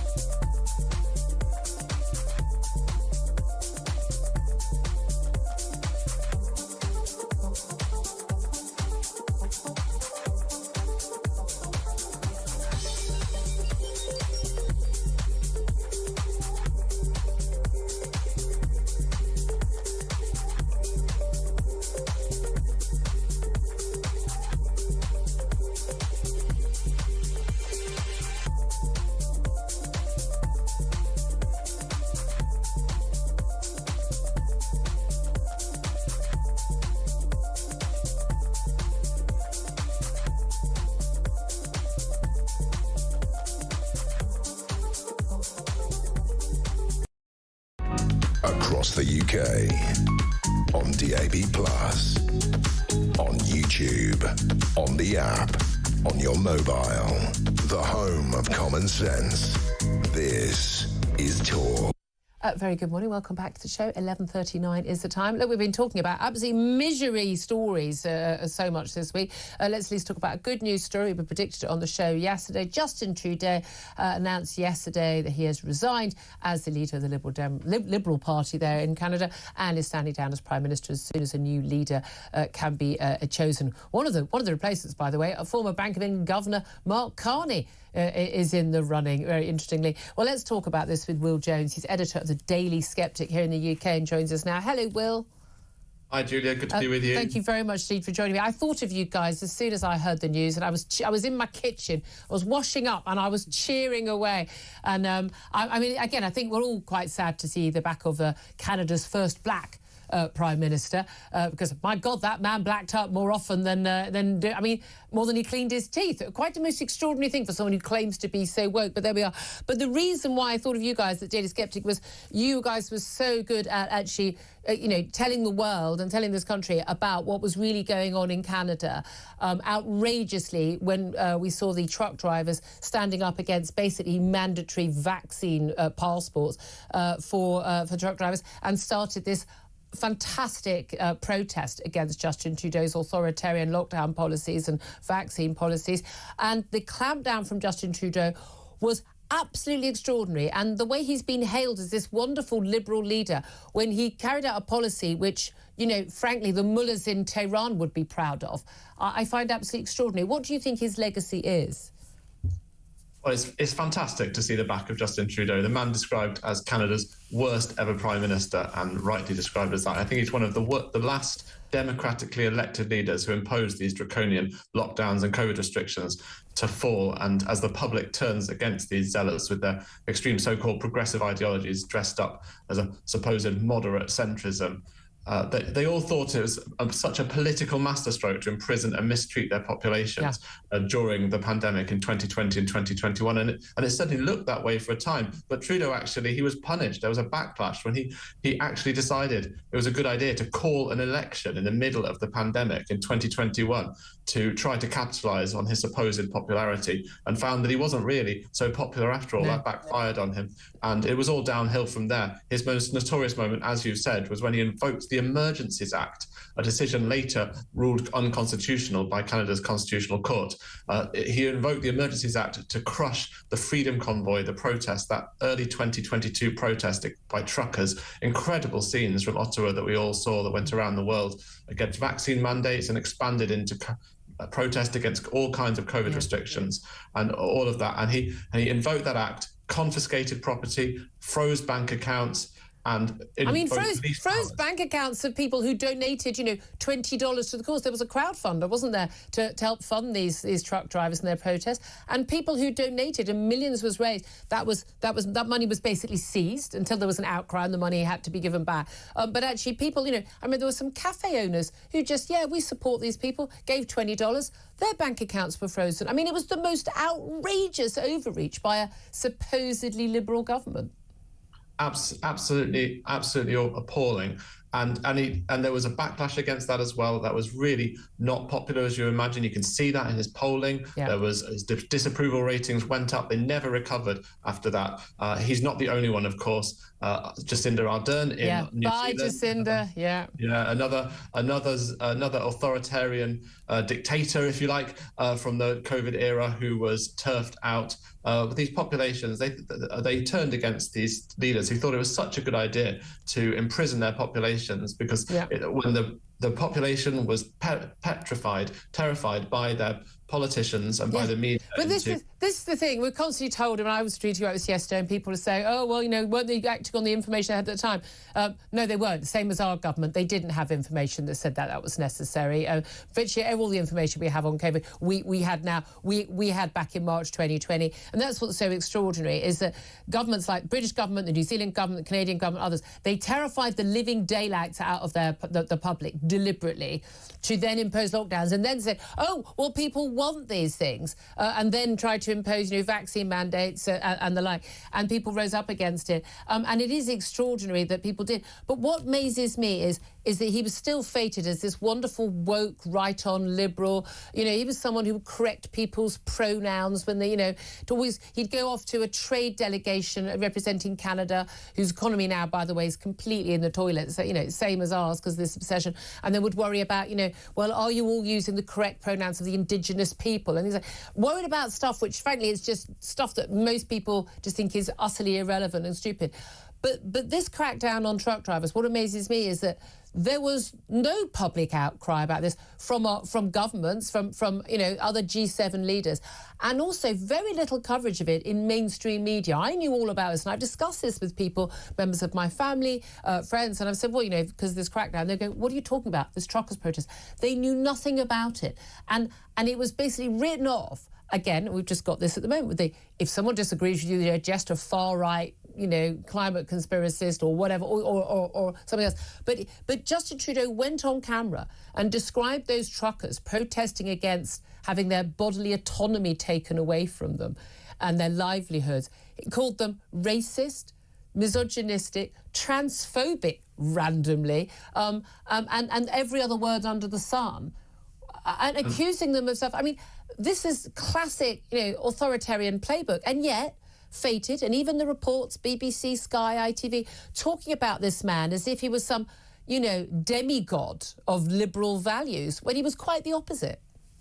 And Mark Carney, who's tipped to be one of his replacements, of course, former governor of the Bank of England and Bank of Canada, he described the trucker protests as sedition and insurrection. Extraordinary. We've heard those words in other contexts as well. These are authoritarian terms. These were protests against extreme measures, the like of which Western countries, supposed free countries, have never seen before. And yet these are the terms that these so-called liberal leaders, and he's trying to now lead the Liberal Party. No wonder it's tanking in the polls. No wonder it's set for a landslide defeat to the Conservative Party in the forthcoming elections. Yeah, I've got quite high hopes of the Conservative Party, led by Pierre Poilievre. And you know, he seems to be, you know, very much genuine. I mean, I would say a proper classical liberal. But you said that this was the last prime minister, last world leader, you know, who imposed these things, and who's still standing. And yet, of course, I mean, you know, Macron's still there in France, isn't he? And weirdly, you know, Keir Starmer, who called for more lockdowns, more restrictions, vaccine mandate, you name it, he called for everything. He's now since been elected. Is Britain just bucking the trend of what's happening across Europe and indeed America, Canada, Australia, New Zealand and everywhere else? Absolutely. As Macron, of course, essentially lost his election and is clinging on, but is on his way out. Britain, very much an outlier now with its left-wing government, sneaking in, of course, with this loveless landslide because the Tories were so useless over the last 14 years and have completely let down their voters and the population. And the split of that vote between, as we know from all the analysis that's been done with, the split of the vote between the Reform and the Tories, the split of the right-wing vote, really let in the left. Yeah. But they're no more popular than anywhere else. No, that is true, isn't it? It's just a weird quirk of our system. But, I mean, just finally, do you think the lesson will be learned by politicians who all thought, I'm going to be very, very popular because I'm pushing lockdowns and vaccine mandates and all of that, and that actually, as each of them has tumbled, like, you know, dominoes falling, do you think that the lesson will be learned that, you know what, voters might say they like this stuff, but when they actually get the bill for it all later and their freedoms have been taken away and their health and mental health has been taken away, their children's education and their livelihoods, and they're paying taxes to cover the £400 billion cost as we are in this country, do you think that politicians might think twice next time? I think so. I think that there has been a turning against. I think that although they're not necessarily admitting it out loud or saying it because they don't want to, because psychologically, you know, they can't admit that all that they did and supported and all that was sacrificed was wrong. I think that there is definitely a huge reluctance now to support those things with this new virus outbreak that's supposedly going on in China. I don't know if you've seen about that.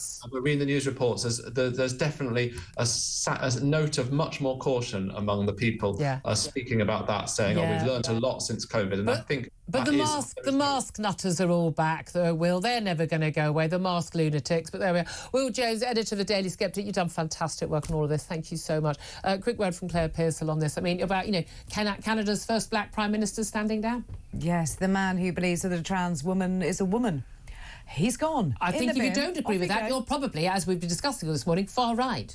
Well, there you go. So I'm glad I'm in the far right camp on that one. I just hope you're using the correct pronouns about him because he feels very strongly about that. His fight against climate change as well. I mean... Yeah. How about, you know, looking at inflation or housing? Literally wrong on everything. Yes. I mean, wrong on everything. It was a good check, wasn't it? What does Justin Trudeau think? I'm thinking the opposite. Yeah, I'm exactly. Right. Also, never blacked up. But there we are. I mean, strangely, I don't even necessarily think that intrinsically going in fancy dress, like you've got to dress up as Michael Jackson and you're white and you've got a black. I don't think that is racist. But apparently, this is a man who doesn't think that men putting on woman face. Because that's what the trans thing is. That's not offensive at all. No, but you can black up. So difficult to keep up with the rules. But also, like, literally, the man never spent a Saturday night not in blackface. I mean, it was the most extraordinary thing. College, he's literally blacked up the entire time. How? I mean, he's younger than me. How was that a thing? It wasn't even a thing when I was young, for goodness sake. Anyway, this is a strange old world. 11:50 is time. We're going to go to a break. We're going to be talking about the train drivers who can't walk on 2 inches of snow to run the trains. That's why we saw loads of cancellations at the weekend. We'll talk to Norman Baker, former Transport Minister, up next about that. This is Talk.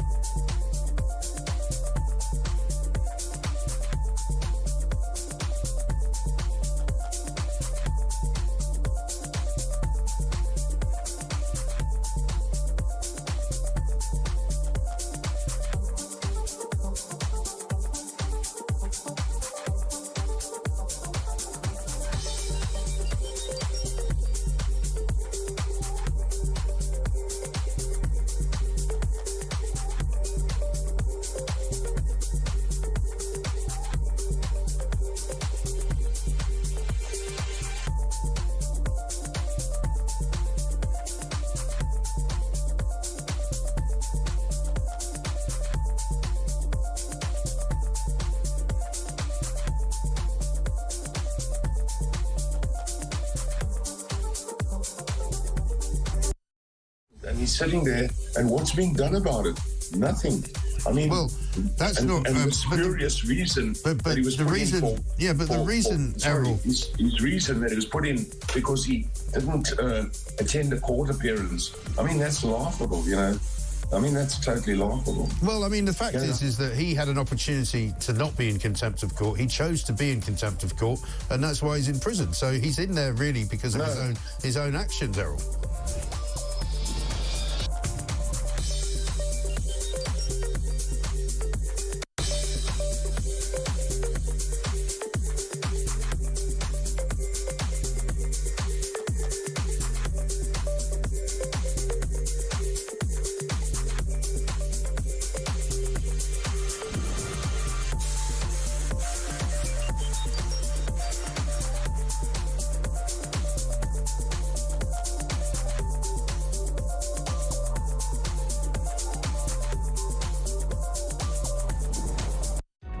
Across the UK, on DAB+, on YouTube, on the app, on your mobile, the home of common sense. This is Talk. Very good morning to you. This is Talk, the home of common sense. And apparently, according to a Labour guest earlier, far-right presenters like me, hello, and guests like Claire Pistol, former Conservative Government advisor. Don't forget, we'll get to more of your calls in the next hour about Robert Jenrick saying that some immigrants coming to Britain, use the word some, not everybody, some, coming to Britain have backward, frankly, medieval attitudes to women which had led to the grooming gang scandal. What's your reaction to that? 0344 499 1000 is the number to call. Anything else you want to say on all that topic, do keep your calls coming in. Get some of your messages as well. First up, though, let's talk about trains.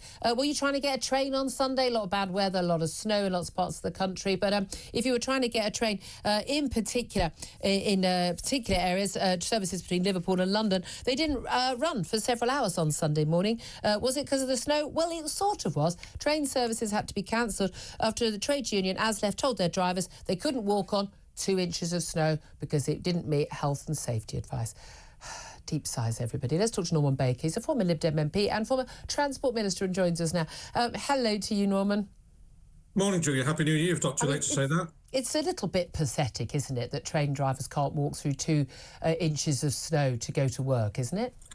Well, look, I mean, whoever decided this, some shop steward somewhere has told the drivers not to drive the trains, I imagine, and they've complied with that request from that kind of overzealous official. But of course it's ridiculous. I mean, yes, the path should have been cleared, I suppose, and Alstom run the depot and could have done that. But the reaction to that is one of two things. Either you get on with it and walk through 2 inches of snow, heaven forbid, and risk your whatever you're risking, walking through 2 inches of snow and get on your train and complain afterwards that the path wasn't cleared, or actually you get a broom out and clear it yourself. Yeah, it seems to me like the rest of us go, what amazes me, it's like when schools are closed because there's a bit of snow, it's all people might fall over in the playground and things like that. You think, but these people seem to be perfectly capable of, you know, walking to the cafe or the pub or going out to the shops or going to the local park and going sledging. It does seem as well. I mean, we can't have our country, you know, just coming to a halt because there's a couple of inches of snow. And what's extraordinary also, these are the drivers, these are all Avanti West Coast services, which are pretty bad as it is. The drivers were among those given a 15% pay rise by the new Labour government, and their salaries are just under 70 grand a year. For just under 70 grand a year for driving a train, I think you can get a shovel out and clear a bit of snow, can't you? Or, I don't know, put on your walking boots or your wellies and just walk over it like the rest of us do. Snowflakes rather than snow, I think, is probably the conclusion here. But I mean, look, there are two things going on. One is overzealous interference from a union official, which is absurd, frankly, in the circumstances. But the other thing is a kind of cultural issue about snow, because, you know, going back 20, 30 years, people just got on with it. You know, I remember being shoved out the door when I was about 6 years old in deep snow in Aberdeen told to get to school. Totally. And that's how it was. These days, I mean, you get to -1, -2, and the shop's shut, for goodness sake. Do you think that's part of the issue? We've got, like, you know, the weather warnings, OK, flooding, you know, there's a risk to life, but people are dying, we understand that. And it's useful if we're told, hey, guys, it's going to be snowing, you know, don't go on, don't plan a long journey up a mountain pass. But are we not losing an awful lot of common sense, but also scaremongering an awful lot in this country about, oh, it's going to be hot, oh, it's going to rain, oh, it's going to snow? I mean, can't we, I don't know, put our noses outside the front door and go, oh, it's really cold today and there's white stuff on the ground and work it out for themselves? I think people are being cosseted and they're being controlled, in a sense, by whatever, by society, by governments, by organisations like Network Rail. You know, told to hold a handrail going down the escalator. Told not to, you must face the direction of travel. Told it might be wet, so watch what you're watching. Watch where you're walking. Take a bottle of water on the train. This nonsensical approach to taking away the freedom that people have to make up their own minds and take their own judgment on matters. And make daft decisions if they choose. And take people have different attitude to it. Look, I took my 9-year-old cage diving with great white sharks in Cape Town. Some of us have a different attitude to risk than others.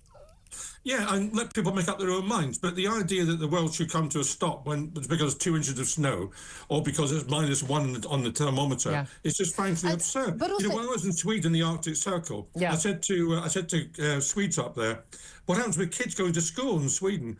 Did they ever not go to school? He said, we stop them going to school when it gets to -48. Yeah, we take it. Now, that said, if we lived in a country that was always very hot or always very, very cold, we would have everything, our services, our transport system geared around it. And there is actually a thing regarding gauges of the railways that we actually, to have them operate most of the time, you can't have them fitted to basically how Norway would have their fitted because of the extreme temperatures they have. So there is a reason why some of our infrastructure doesn't work that well for 3 or 4 days every 5 years. And I think we can live with that. But it's about an attitude, isn't it? I think that's the key thing. And especially when, trade unions pushing train drivers who've just got a massive pay rise when people are really struggling and can't get around, not running trains because they can't walk on 2 inches of snow. That doesn't sound like a very good message. Do you think, just to go back 10 seconds, do you think that actually the unions they're actually going to do more damage to their members than they're doing benefit?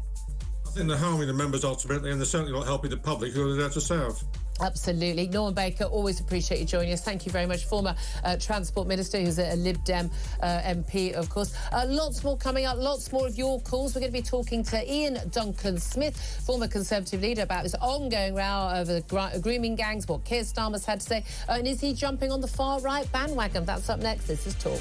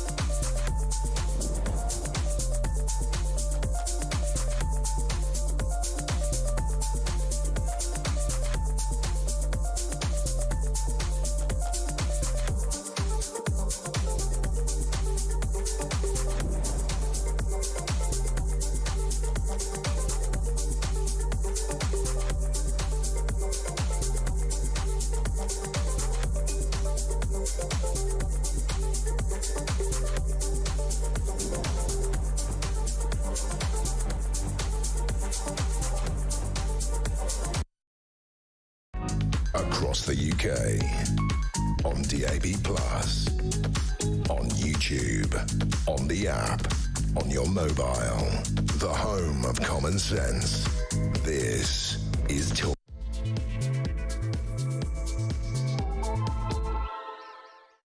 And a very good afternoon to you. This is Talk, the home of common sense. Welcome back to the show. I'm Julia Hartley-Brewer. Thank you very much indeed for joining us, whether you're listening on DAB+ radio, on your smart speaker, watching on YouTube, or on your connected device. It's great to have your company. Great to have a lot of you getting in touch as well. Lots of people on the switchboard. We've been talking, obviously, yesterday and today, and I think all last week when I was away, talking about Elon Musk and his attacks on Keir Starmer over the grooming rape gangs scandal. Keir Starmer was asked about it yesterday while we were on air. We talked about it on the show yesterday, and he's hit back, and he called those people who were calling for a grooming gang inquiry, the politicians, very specific, the politicians, not the actual victims of the mass rape gangs, not the whistleblowers, who people like Maggie Oliver, who blew the whistle on what was happening in Rochdale, gave up her career that she loved and her livelihood to blow the whistle. He's called the politicians calling for it far-right bandwagon jumpers. He's also accused Elon Musk of spreading lies and misinformation. Well, Elon Musk has hit back, basically say, that Elon Musk saying that Keir Starmer is kind of part of the problem, and he said that he's refusing those demands for a national inquiry because it would show he was deeply complicit in the mass rapes in exchange for votes, basically saying, it's Muslim votes that you're afraid of losing. Keir Starmer, I say, attacking politicians here. Kemi Badenoch, the leader of the Tories, hitting back at Keir Starmer, accusing him of smear tactics. Robert Jenrick this morning in an interview and backing up a tweet he posted on the 4th of January, and he'd talked about mass migration from particular countries causing this, or leading us to this grooming and rape gang scandal. Asked this morning where he stood by, he said, yes, some immigrants coming to Britain. The key word there is some. Some. Not all, of course not. But some have, he says, backward, frankly, medieval attitudes to women, which had led to the grooming gang scandal. I want to know your thoughts on what he has to say. Give us a call, 0344 499 1000. You can text the word talk, then your message to 87222. You can get in touch on X at talkTV. Feel free to tag in Elon Musk. Calls are charged at the national rate. Text costs one standard network rate message. Claire Pissell is a former Conservative government advisor. She's been joining us throughout the show. Just very briefly before we go to our guest, Sir Ian Douglas-Smith, we had a Labour guest on earlier saying that, people like me, I'm far right, and these people are far right, and people are basically on a far right bandwagon. Does that mean literally like most of the country are far right now, if we're going to be using that term? I think it does. It's anybody they disagree with suddenly is far right. They don't seem to hold the same contempt for anybody on the left. If you are, communist on the far left, it's almost as bad as being a sort of disgraced grandpa at the corner, isn't it? You just sort of go, oh dear, never mind. Yes, but you might be considering someone misguided, but at least not evil. Yes, whereas far right is an insult. Yeah, isn't it? That's the point, isn't it? This is the swastika-wearing individual. That's what it means. And they take great delight in that. Absolutely. Well, look, that's we're talking about. Also going to be talking in this hour about obese patients and smokers facing being sent to the back of the queue for NHS surgery under government plans. They'll only be given a date for their treatment if they've been assessed as fit to proceed. I was under the illusion that was already the case on the basis of whether it's IVF or whether it's a hip operation. There's no point giving you a hip operation if the reason why you need it is because you're obese. If you're not going to lose the weight, then it's not going to work. But also, the UK, we are told, is on the cusp of an electric car charging point revolution, with more being put in. The number of plug-in stations set to increase considerably in the next 2 years. I'm sure that'll work out well, and we'll all be buying our electric cars, won't we? We'll talk to Ross Clark about that. Loads more coming up. Right now, let's turn to Sir Ian Douglas-Smith, Conservative MP, former Conservative Party leader as well. Very good afternoon to you, Sir Ian. Afternoon. Thanks very much. So, are you far right? Well, it seems that everybody is far right, according to Keir Starmer, most of the British public, and any other normal commentator. The truth is that where he fails, and the Labour Party, by the way, I've been in this place for a long time, and every time a Labour government gets into a problem, they accuse everybody that's attacking them of being far right. It happens all the time. Fascist is normally used. They haven't used it this time, but it's normally fascists, Nazis.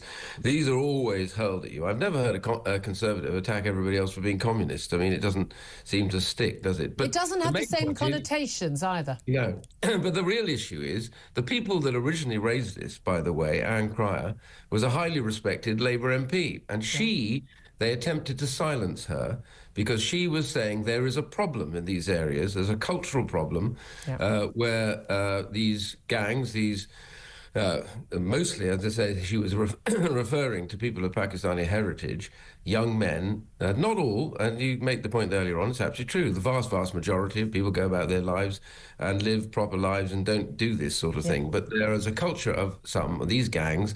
They weren't just doing this, by the way, they were dealing drugs as well and various other things. And the reality is that they preyed on these very vulnerable girls. And many of these girls were coming from dysfunctional, broken homes, and many were in care, coming out of care, you know, really, really with very little education and not a lot of understanding, and they were preyed upon because they were vulnerable. So why don't we focus on the girls instead of focusing on what we think is the motivation behind why you want to raise an issue? And the truth is, the report that they refer to, which they want to bring about now, the reason why there was delay earlier was because the then Conservative government was concerned that it hadn't really covered the whole of the issue. For example, now, this is the thing, because this report from Sir Professor Alexis Jay was a 7-year report. They actually had 4 different chairs.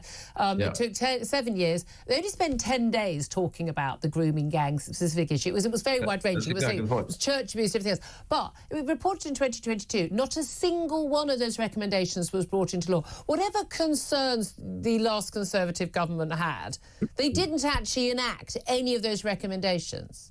Yeah, I'm not here to defend them, by the way. What I want to say very simply is the reason why the debate was going on behind was because this hadn't confronted the issue of the gangs. I think the word gangs in the report occurs once in the whole of it. And there are many other towns that had a problem and they weren't even looked at. So the reason why you've got people now saying that there should be a proper inquiry, it's because it didn't deal with culture, it didn't deal with location, and it didn't deal with the fact that we have a huge problem over gangs, and these particular gangs and ethnic gangs as well. So these were not dealt with really properly in the report. And that's the key. I think we should have implemented recommendations immediately, but we should have said these bits need to be redone and looked at again. So there's an argument. I mean, when people who are victims and when people are who are whistleblowers are saying we need to have a full inquiry, I'm of kind of the view that if they feel that's what's necessary, that I'm inclined to bow to their greater knowledge. However, I do worry about these things. They cost hundreds of millions of pounds. They take many, many years. Do we learn anything new? What we really need is people to be held to account. We need the men who committed these crimes to be arrested, to be prosecuted and to be hopefully convicted and jailed. And by the way, a lot of these people who've been convicted already are on their way out, or already out of jail, because again, you get 10 years and then you only serve 5. Sorry, that nonsense has got to stop, and I've been saying that for 20 years. You get 10 to 10, you serve 10, not even a day less than that. But also, we need to have the people who turned a blind eye, who knew what was going on, the social workers, the police, the counsellors and everything. We need those people prosecuted. Now, what do you make of this new law that Yvette Cooper, Home Secretary, suddenly made this emergency announcement last night, promising this law to be brought in the spring, the bill to be brought in the spring, to tackle child abuse cover-ups? Basically, if you're a professional, if you're in a position of trust and you are aware of child abuse allegations and you do not raise them, you do not take them to the authorities, you will be guilty not just of professional misconduct, but also criminal action. Yeah, absolutely. This is what we should be doing, no question at all. The real issue here, though, is that the reason why there is a problem is because we haven't dealt with the issue of the clash between the culture that was a problem at the time, which is you must be very careful not to be seen as racist. If you raise this issue, nobody wanted to do it because it would stigmatize them. So they had that as their main issue. And the well-being of these young girls was secondary. In fact, so secondary that, as you've seen in some of the cases, they were attacked for being sluts, for being, they're up to it. It's not their problem. It's not the boys' problem. That was the problem. Disparage those who were the vulnerable so that you don't have to deal with the problem of these gangs and particularly these ones that had become culturally Pakistani young men who were then culturally creating this major problem. And it wasn't just in the north, it was in places like Oxford and elsewhere. Some of these places were never looked at. So that's the problem. We have to, yes, absolutely, if you ignore it. But let's get to the reason why you ignored it. You ignored it because many of them were scared stiff or worried that somehow they were going to be stigmatized for having picked on particular individuals from different cultures. The answer is justice has to be blind. And at the end of it all, it doesn't matter who does this stuff, that you want to make sure this can never happen again. And this has been a terrible event. Well, that's it. I mean, we saw certainly two-tier justice then, and we've been seeing it since post-Southport riots, where we've seen, people who are Muslim carrying weapons, attacking people outside a pub, or marauding and threatening people, not facing any criminal action whatsoever, but people who were attacking Muslims, quite rightly facing action, but people writing tweets, I think, wrongly facing action. We're seeing it right now. There's no reason to think things have changed. I don't know. Robert Jenrick has said in an interview today, he's a Shadow Justice Secretary, that some immigrants coming to Britain have backward, frankly medieval attitudes to women, and that is what led to grooming gangs. Millions of people coming to this country from countries where they have these backward, medieval attitudes to women, coming here, not integrating, not assimilating, no one expecting them to. What a surprise, he's basically saying, I'm paraphrasing, that this has happened. Is he right to raise that? Well, let me put it like this. I think the issue here, and this has been raised by a number of people from different ethnicities, that we have a problem in sort of the idea of multiculturalism. That is to say, everybody lives their own culture.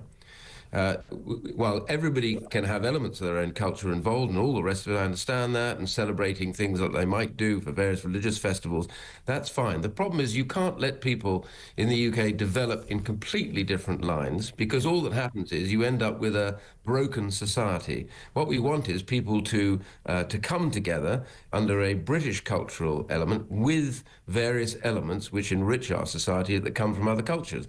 We've had immigration from various cultures all over the world all their lives, and they retain some of those cultures, but they accept and assimilate the idea of the concept of Britishness as a culture. Now, I know that may sound old-fashioned, but I think that's the basis of the problem, that we've allowed, and this is where I think so many of those who turned a blind eye did so because they had a view somehow that this was culturally acceptable for certain groups to do certain things. It can never be in Britain for that to happen. I think we need to address that.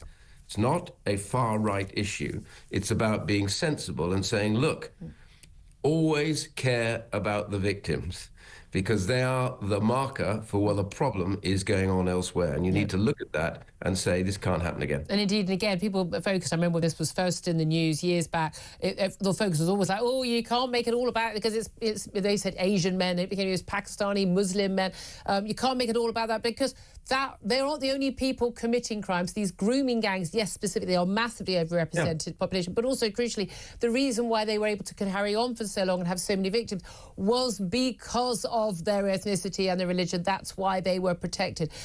Talking of far right, the first bit of our conversation was, are you far right? There's news about someone genuinely far right, Jean-Marie Le Pen. The father, of course, of Marine Le Pen, still running, obviously, for the French presidency, the man who was president of the National Front in France from 1972 all the way to 2011, has died at the age of 96. Your reaction to that news, Sirian? Well, I'm obviously sad for the family, but he wasn't somebody that I supported in any particular way. I thought he is also part of the problem. When you start taking things to the fringes, when you take them to the absolute end, where everything is blamed on those who didn't necessarily live there, who had come in. You can't do that, because the vast majority of those who come to countries want to get on. They come for a reason. They come because they want to improve their lives, etc. So, but it's the extremes of that, if you're not careful, that you badge everybody with. But certainly he was a formidable politician in France. Got to be, I think, in the runoff against... forgotten which president it was now. He did quite a few. I mean, Marine Le Pen's on, she's done two, and I think he did three or something. The vote of the Le Pens has gone up each time, has it not? Two things more I want to talk to you about. One is this debate in Parliament yesterday as a result of 3 million people signing an online petition. We spoke to the man who did the petition, basically saying, look, the Labour government promised various things. They completely lied. I think we should have another general election. 3 million people signed that. A Labour MP basically said yesterday that the general election petition was a product of foreign interference. Is she right? I've no idea, but it's come to me over time. If I'd seen her, I'd have said to her very good, don't attack the public. It's never a good idea. They're the people that put you here and can get rid of you. The best thing is to debate it and to say why you don't agree with it. And that's the purpose of Parliament, is, once you start turning your guns on, these people out there that are all from overseas somewhere, well, maybe some of them are, I don't know how this was all attested, but there is a rule in Parliament that when it crosses the 100,000 threshold, you get a debate. So just go and deal with it. Them's the rules. Just finally, as a former Work and Pensions Secretary, it's an extraordinary story emerged in the last 24 hours. More than £500 million of taxpayers' money was handed out to dead people in just 5 years because of a pension rule. Mistaken payouts were made and admitted by the government minister yesterday. They doled out £511 million in state pensions and pension credits since 2019 to dead people. Less than half of the money has been recouped, and basically the losses would be enough, £257 million alone, to cover the scrapped winter fuel payments for up to 1.3 million pensioners. How does this happen? Well, it happens because records aren't kept properly. There are breakdowns in how the records work. There are, after all, a lot of pensioners which are paid out all the time. So there's a lot of money goes out the door on pensions on a daily, weekly, monthly, yearly basis. So all of these records have to be kept up to date.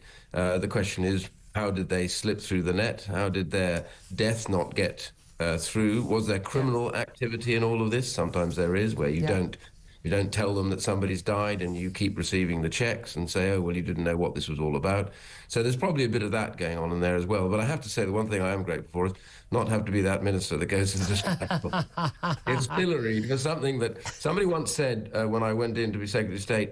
What you've got to understand, it was an ex-minister, he said, what you've got to understand, somewhere deep in the bowels of those thousands of civil servants, someone is working away to destroy you completely. And the thing is, they don't even know they're doing it. Oh, that sounds like a very fair description. Sir Doug Smith, always good to talk to you. Tory MP, former Conservative Party leader, and of course Work and Pension Secretary as well. Claire Pearsall, let's leave that aside. Well, again, it's like, a small matter of £500 million over that. I mean, you think a bit of joined up thinking by government. It's a legal duty to notify that someone has died. Yeah. So why is that not just automatically passed on? I mean, the lack of joined up thinking is mind-blowing, isn't it? He made the point about a new inquiry and failures of the last Tory government, which of course you were part of as a special advisor in the Home Office, and also how we're all far right now. Your thoughts on what he had to say? It's sort of quite interesting, though. Yes, we are all far right now. With respect to the inquiry, I think we need to look at specifics on grooming gangs. I've come more and more round to that position. Yeah, my initial view was that wasn't really needed, but I hadn't really realised the extent to which that Professor Alexis J. inquiry. I remember you covering it on the news, but how much it didn't touch on the grooming gangs. I remember sort of reading it and having a look at the recommendations and thinking that was a very good idea, but other than that, you sort of didn't really take it into context. Do we need to know more, or do we need to just hold people to account and make sure that the people... I mean, again, we know it's still happening right now. There are girls right now. I mentioned on the show yesterday, I've got a friend who's a detective, and part of her job is to deal with these underage girls who are absolutely convinced that the man in his 30s who meets her from school in his flash car is her boyfriend and loves her, even though he hands her around his friends for them to have sex and anal sex and goodness knows what with them, that they're implying her with drugs and drink, that he is her boyfriend and loves her.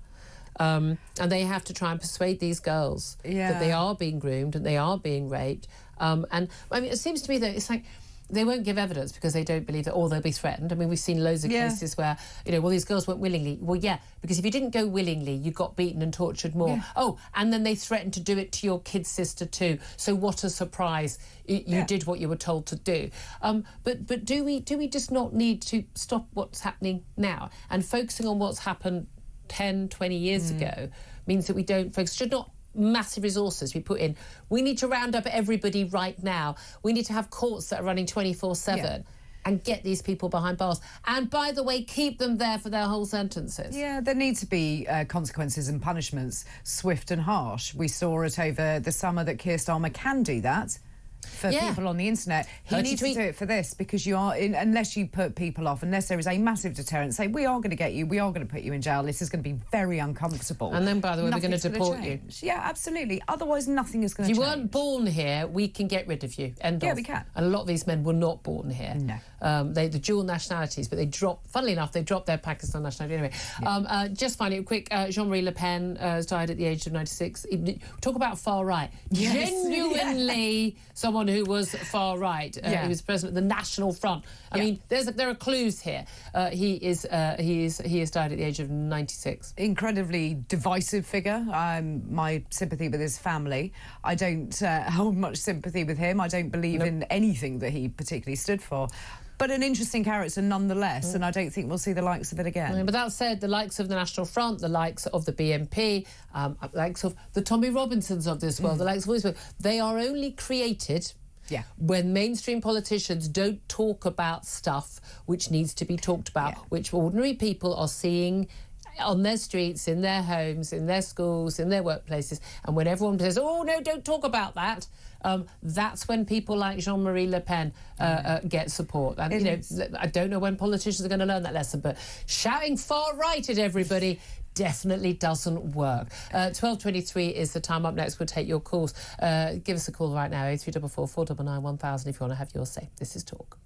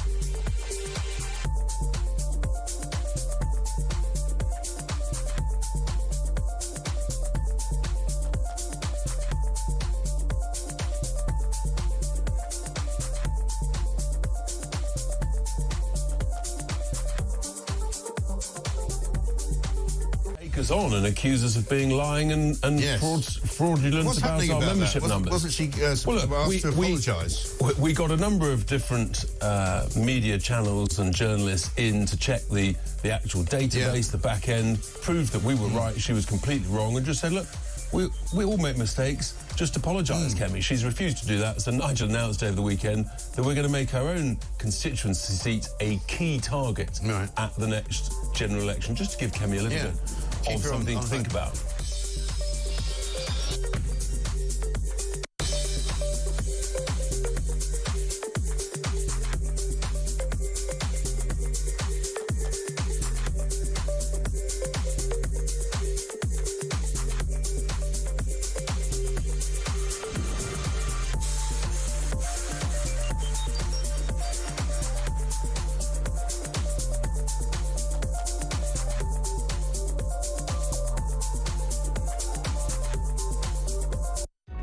Across the UK, on DAB+, on YouTube, on the app, on your mobile, the home of common sense. This is Talk. This is Talk the Home of Common Sense with me, Julia Hartley-Brewer. Thank you so much for your company. Still with me, Claire Pearsall, former Conservative government advisor. Let's get to your calls. Lots coming in about, we're all far right now because we were asking for an inquiry on the grooming and rape gang scandal. Try and get all the words in the right order. Give us a call, 0344 499 1000 if you want to have your say. Phil has done just that. He's in Stafford. Hello, Phil. Hello, Phil. Can you hear me? Yeah, I can hear you. Hello there. What do you want to say, my darling? I got quite wound up by that left-wing commentator you had on earlier. Former Labour Party spokesman. Yes, he was. Yes, it was quite an interesting conversation, was it not? Yeah, it seems as if the primary objective is to stick the label of far right on you, and it's job done. Yeah. You're discredited. But I'm reminded of something that Professor Matt Goodwin, I don't know if you must have heard of him. I'm a huge fan of Matt Goodwin. Annoyingly, he's in a contract elsewhere, so we can't have him on. Yeah, I don't know if he's still a professor, but he was a professor of political science. And he, I've looked up the quote. I can't find his quote, but I found a quote from another political scientist who says that the far right rejects the essence of democracy, that is popular sovereignty and majority rule. So I think what the left are trying to do is conflate the whole of the right and squash it down so that these terms become meaningless. Yeah, well, exactly. But again, it's like if you call everyone a bigot and everyone racist and everyone far right, then those words... Well, and everyone's a Nazi. Those words cease to have any meaning. But as you say, far right, you're basically sort of anti-democratic. I mean, far right is racist. It is about deporting people because of their skin colour, and that's the policy of the BNP. Jean-Marie Le Pen of the National Front in France. I mean, it's very different from someone saying, I don't think it's a good idea to import people from third world countries who have medieval views about women and girls and then not prosecute them because everyone's a bit uncomfortable about it when there's mass rape of 11-year-old white girls. I mean, those are different things. Yeah, I mean, I'm an ex-police officer, retired some years ago. Yeah. And I didn't have a lot of experience. We did have quite a lot of girls that went missing, and nobody knew where they'd gone, and no one was asking too many questions.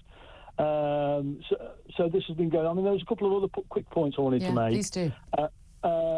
One was our preoccupation back in the 80s, and this is going back as far as the 80s, was with Muslim terrorist gangs. I was told as a very new cop, be careful of stopping large groups of Asian men because we have intelligence that they're going to the Middle East to be trained in terrorist tactics. Wow. And that was back as far as the 80s. Yeah, long before 2001, sorry, yeah. Yeah, I mean, this... And the other point I wanted to make is I think that the inquiry that needs to be undertaken should be pursuing those people who have turned a blind eye, and there should be police 100%. Officers who are imprisoned over this. Absolutely. Again, all good police officers are as horrified about this as every other person. Yeah, Phil, thank you for your call, and I really, really appreciate that. Thank you. Let's go to move on. Let's go to Roy, who is in Wiltshire. Hello, Roy. Hello, how are we doing? Very well indeed, sir. What do you want to say? It's very interesting to hear the comments of the last person. But what I can tell you, the Labour government were quite well aware of the situation in regard to sexual abuse at schools. Now, government inspectors came on numerous occasions from 1970 up until 1986. The majority of them were in the Labour government, right? And on top of that, Starmer was involved in the closure of our cases, and I say our cases because there is about between 200 and 500 young men that were being abused. Are you saying, Roy? Sorry, are you saying you were a victim of abuse as a boy at school? That's correct. And this it's quite well known.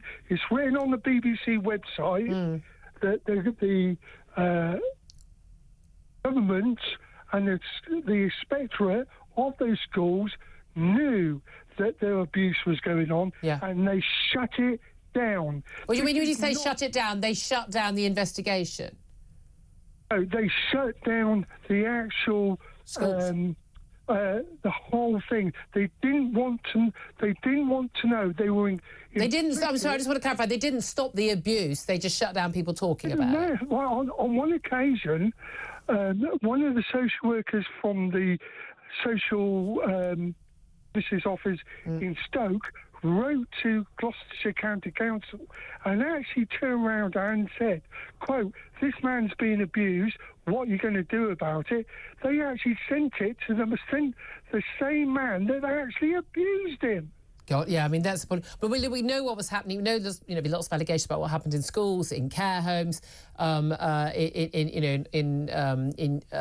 the church, all the various different churches. It's on a grand scale, and there seems to be so little action. Everyone was going to say lessons will be learned. They never appeared to be so. Roy, thank you for your call. I'm so sorry that happening to you. And just, Claire Pearsall, I mean, it is just... Again, it's just something that most normal, right-thinking people can't really get their head around, that people do this. But also that we know there are bad people. What we can't get around also is that supposedly good people who are supposed to be safeguarding children, police, teachers, social workers, care home workers and that, don't act to do anything about it. That still blows my mind. I can't really get my head around that. If you knew about something, why wouldn't you report it? Why wouldn't you look out for the kids who are in your care, that you are responsible for?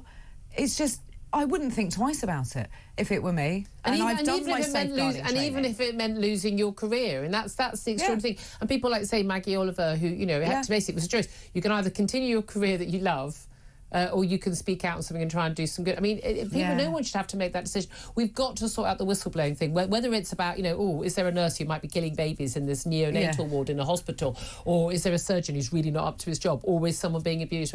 We have got to get the safeguarding issue sorted out in this country, and the whistleblowing as something that people should be rewarded for. Management bosses should be saying thank you for coming forward, not we're going to pay you off, sign an NDA and sod off. Exactly. They need support. As soon as they make an allegation like that, they need to be supported in that, because it is a really big thing for some people. Yeah, absolutely protected. Their names should be protected. I don't think innocent names need to be bandied around. No, that's true. Which always happens. I think that's such a key issue, isn't it?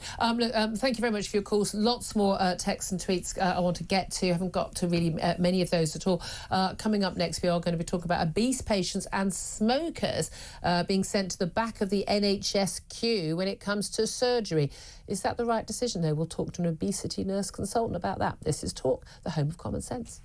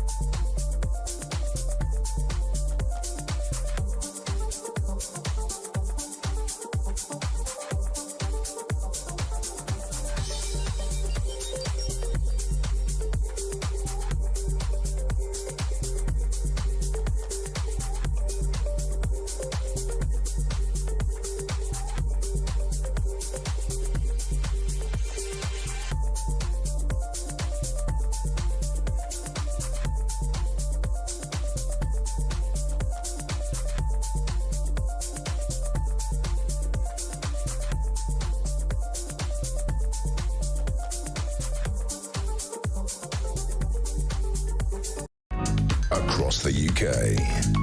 On DAB+, on YouTube, on the app, on your mobile. The home of common sense.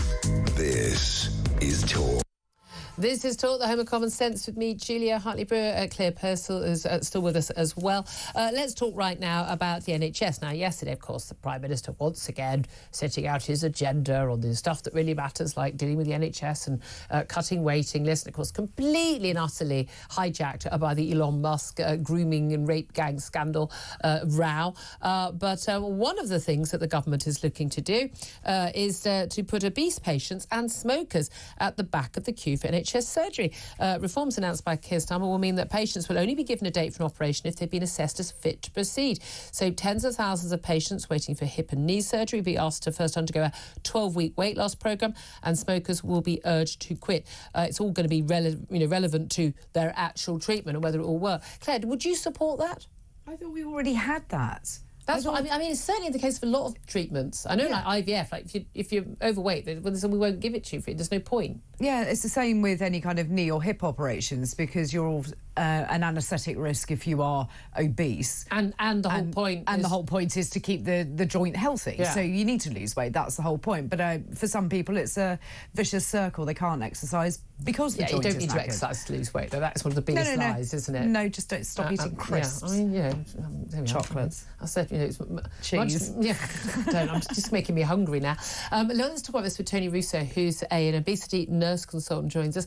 Very good afternoon to you, Tony. Hello. Thanks for joining us. First of all, is this policy already largely in place anyway? And secondly, do you approve of the policy? I don't approve of the policy. I think it's in place to an extent, but that's more to do with outcomes, because you don't want people, smokers obviously have chest problems, and people that are very heavy, it can affect things like joints, like the lady said a few minutes ago. But the thing is, you have to understand, it's a bit of a smokescreen, really. It's a bit like when they fiddle the unemployment figures to say fewer people are unemployed. So I think this is just a way of making the waiting list sort of smaller. Because you're not technically on it because you've not been given a date. That's right. And I think that, smokers as well. I mean, if you're talking about money, they're the people that pay the most tax. So arguably, they should be at the top of the queue. But obviously, I'm not suggesting that clinically. Yeah. But I think that, people that are carrying a lot of excess weight are costing us a lot of money as a state to keep them heavy. So it actually makes sense to get them well again. And if it's for a joint replacement, they're more likely to get back to work and be productive. Well, except if they really want to be productive, want to get back to work, then surely one of the things they could do, and given one of the main reasons people need to have joint replacements is because of obesity. So if they're actually motivated, get back to work and get themselves healthy, they'll go, oh, OK, fair enough. I mean, that's a great motivation. You can't have that surgery until you've lost some weight. We're going to help you do it. I mean, seems to me to be a perfectly reasonable requirement. I remember certainly when I was looking at IVF, and I mean, I wasn't able to get anything on the NHS because I was over 40. Anyone just driving from Eastern Europe could just go and get it on the NHS, not a problem. But it seems reasonable to me. Sorry about paying all those taxes all those years. What was I thinking? But it was very, very clear. If you are massively underweight or overweight, your chances of benefiting from IVF are massively reduced. So it makes sense to say, no, you don't want a baby that much if you're not willing to lose the weight to give yourself the best fighting chance of IVF working.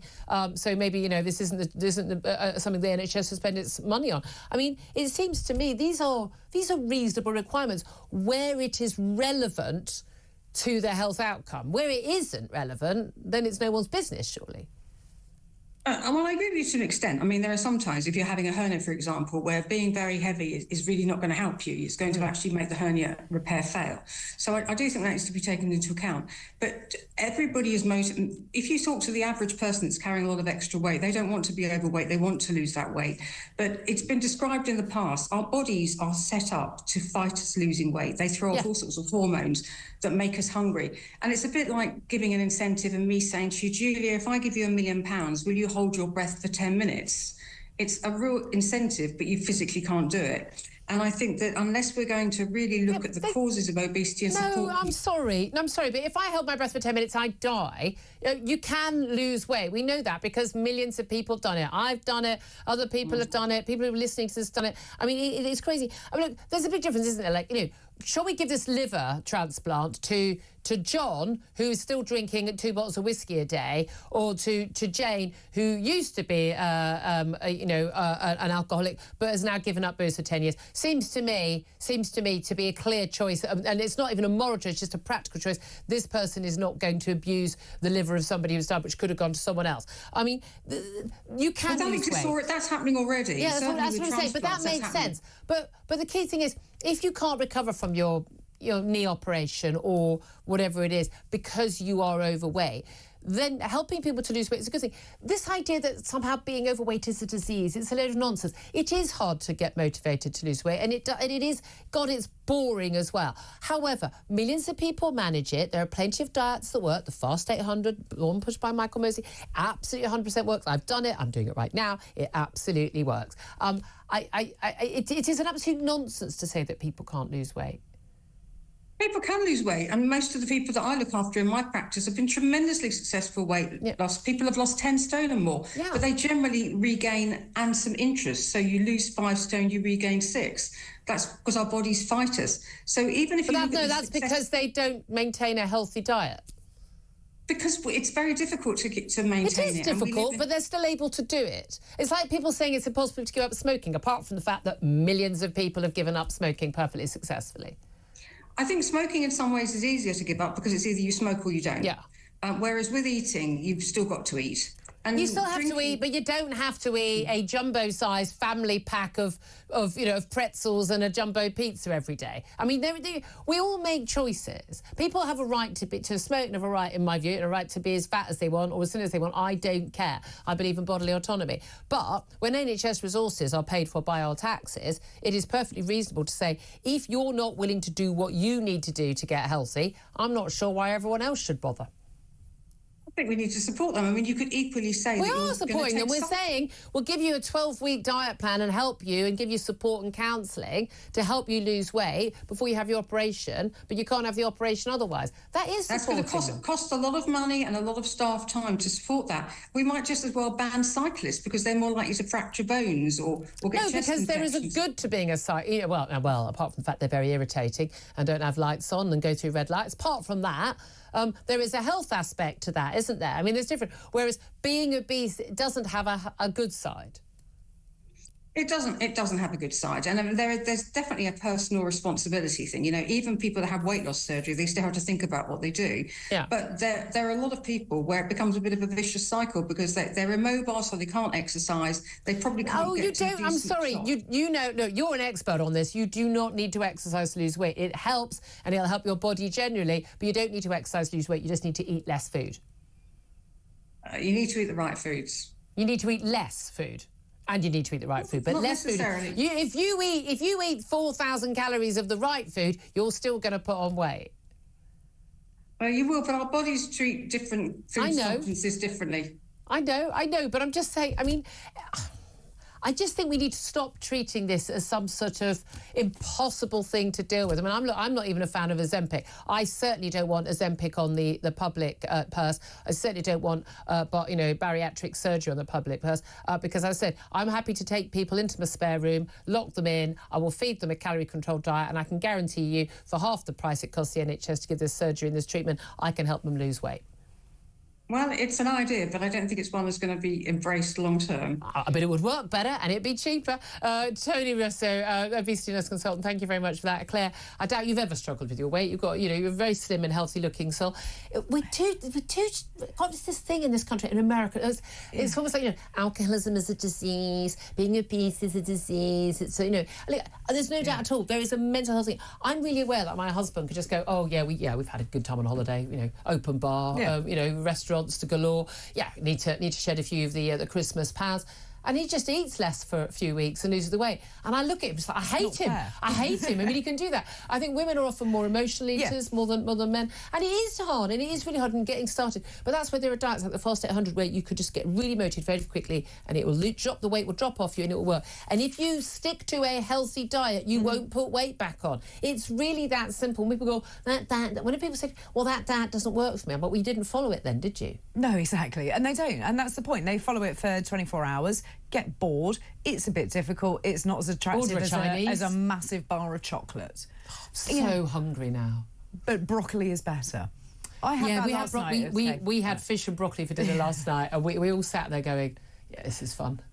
Yeah. Just sit there going...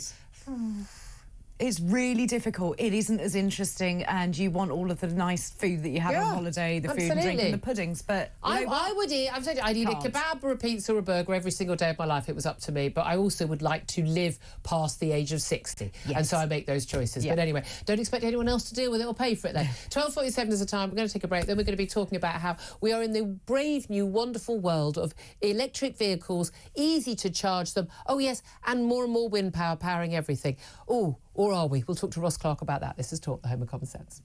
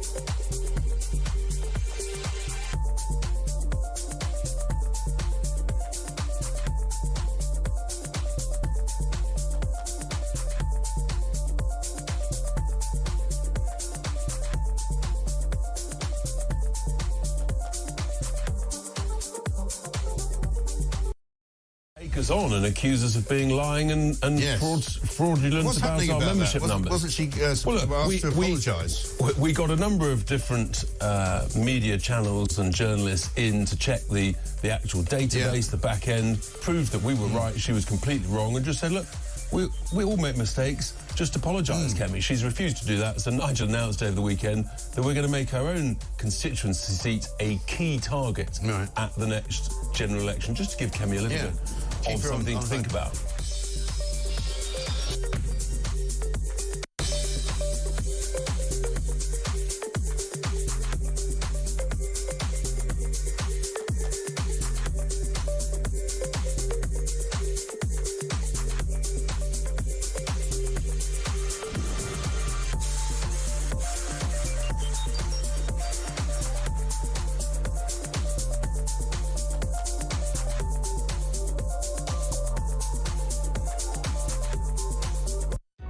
Across the UK, on DAB+, on YouTube, on the app, on your mobile, the home of common sense. This is Talk. A very, very good afternoon to you. This is Talk, the home of common sense. The last few moments with me, Julia Hartley-Brewer. Claire Pearson also with me, former Conservative government advisor, because you were part of the government that decided to go mad with this net zero nonsense. What a surprise there. There really hasn't been a mass take-up of electric vehicles in this country, partly because they're soddingly well expensive, but also a lot of people want to have a more reliable car if they haven't got anywhere to charge it. I live in a flat. I don't know where the hell I'm supposed to be charging my electric car outside my home. Let's talk about this with Ross Clark. He's author of the brilliant book Not Zero, How an Irrational Target Will Impoverish You, Help China and Won't Even Save the Planet. A very good afternoon to you. Good afternoon, Julia. Thanks for joining us. Now, the reason I want to talk to you is because we are told today that the UK is on the quote, cusp of an electric car charging point revolution. I didn't know that was such a thing, but an electric car charging point revolution is a thing. The number of plug-in stations set to increase considerably in the next years. That's going to apparently be a game changer. And also, apparently, 2024 was a record year for wind power. So it's all looking up on the issue of clean energy. And people like you and I, well, I mean, let's face it, we're obviously far right, because we were told that by James Matthews from the Labour Party earlier, that even questioning net zero policies makes you far right now. You and I have been wrong about everything, because it's all going to be about electric vehicles, wind power, and that's the future. Do you think that is true? No, well, we'll start with the wind power. Earlier this week, we had claims that Britain generated a record amount of electricity last year from wind power, about 30%, and it exceeded the amount of power we generated from gas. But what the enthusiasts for green power weren't so quick to point out was that we also imported a record amount of energy. 16% of all the electricity we used in Britain last year was imported via subsea cables from France, Belgium, Netherlands, Denmark, Norway, and so on. And it's a sign of the failure of our power system. Why would we need to import it if we were producing enough? But also, that, of course, that doesn't count. And even if that electricity is actually produced by gas, as it often is, that doesn't count in our carbon emissions, does it? In any of the net zero stuff, because if it comes from abroad, it doesn't count. Some countries we're importing electricity from, Belgium, Netherlands, they still have some coal plants. So we've closed all our coal plants down because it's sort of bad for the environment and, high carbon emissions. But then we import some sort of coal-powered electricity. Yeah, but it doesn't go on the balance sheet, Ross, so it doesn't matter. So that's really I mean, it is a mad world, isn't it? And also the key thing is you can produce, you say 30% of electricity. Again, it's of electricity, not energy. Electricity being only a fifth of our needs for energy. But you can produce that record amount of wind power. However, if the days you don't produce it, you, funnily enough, still need to have power.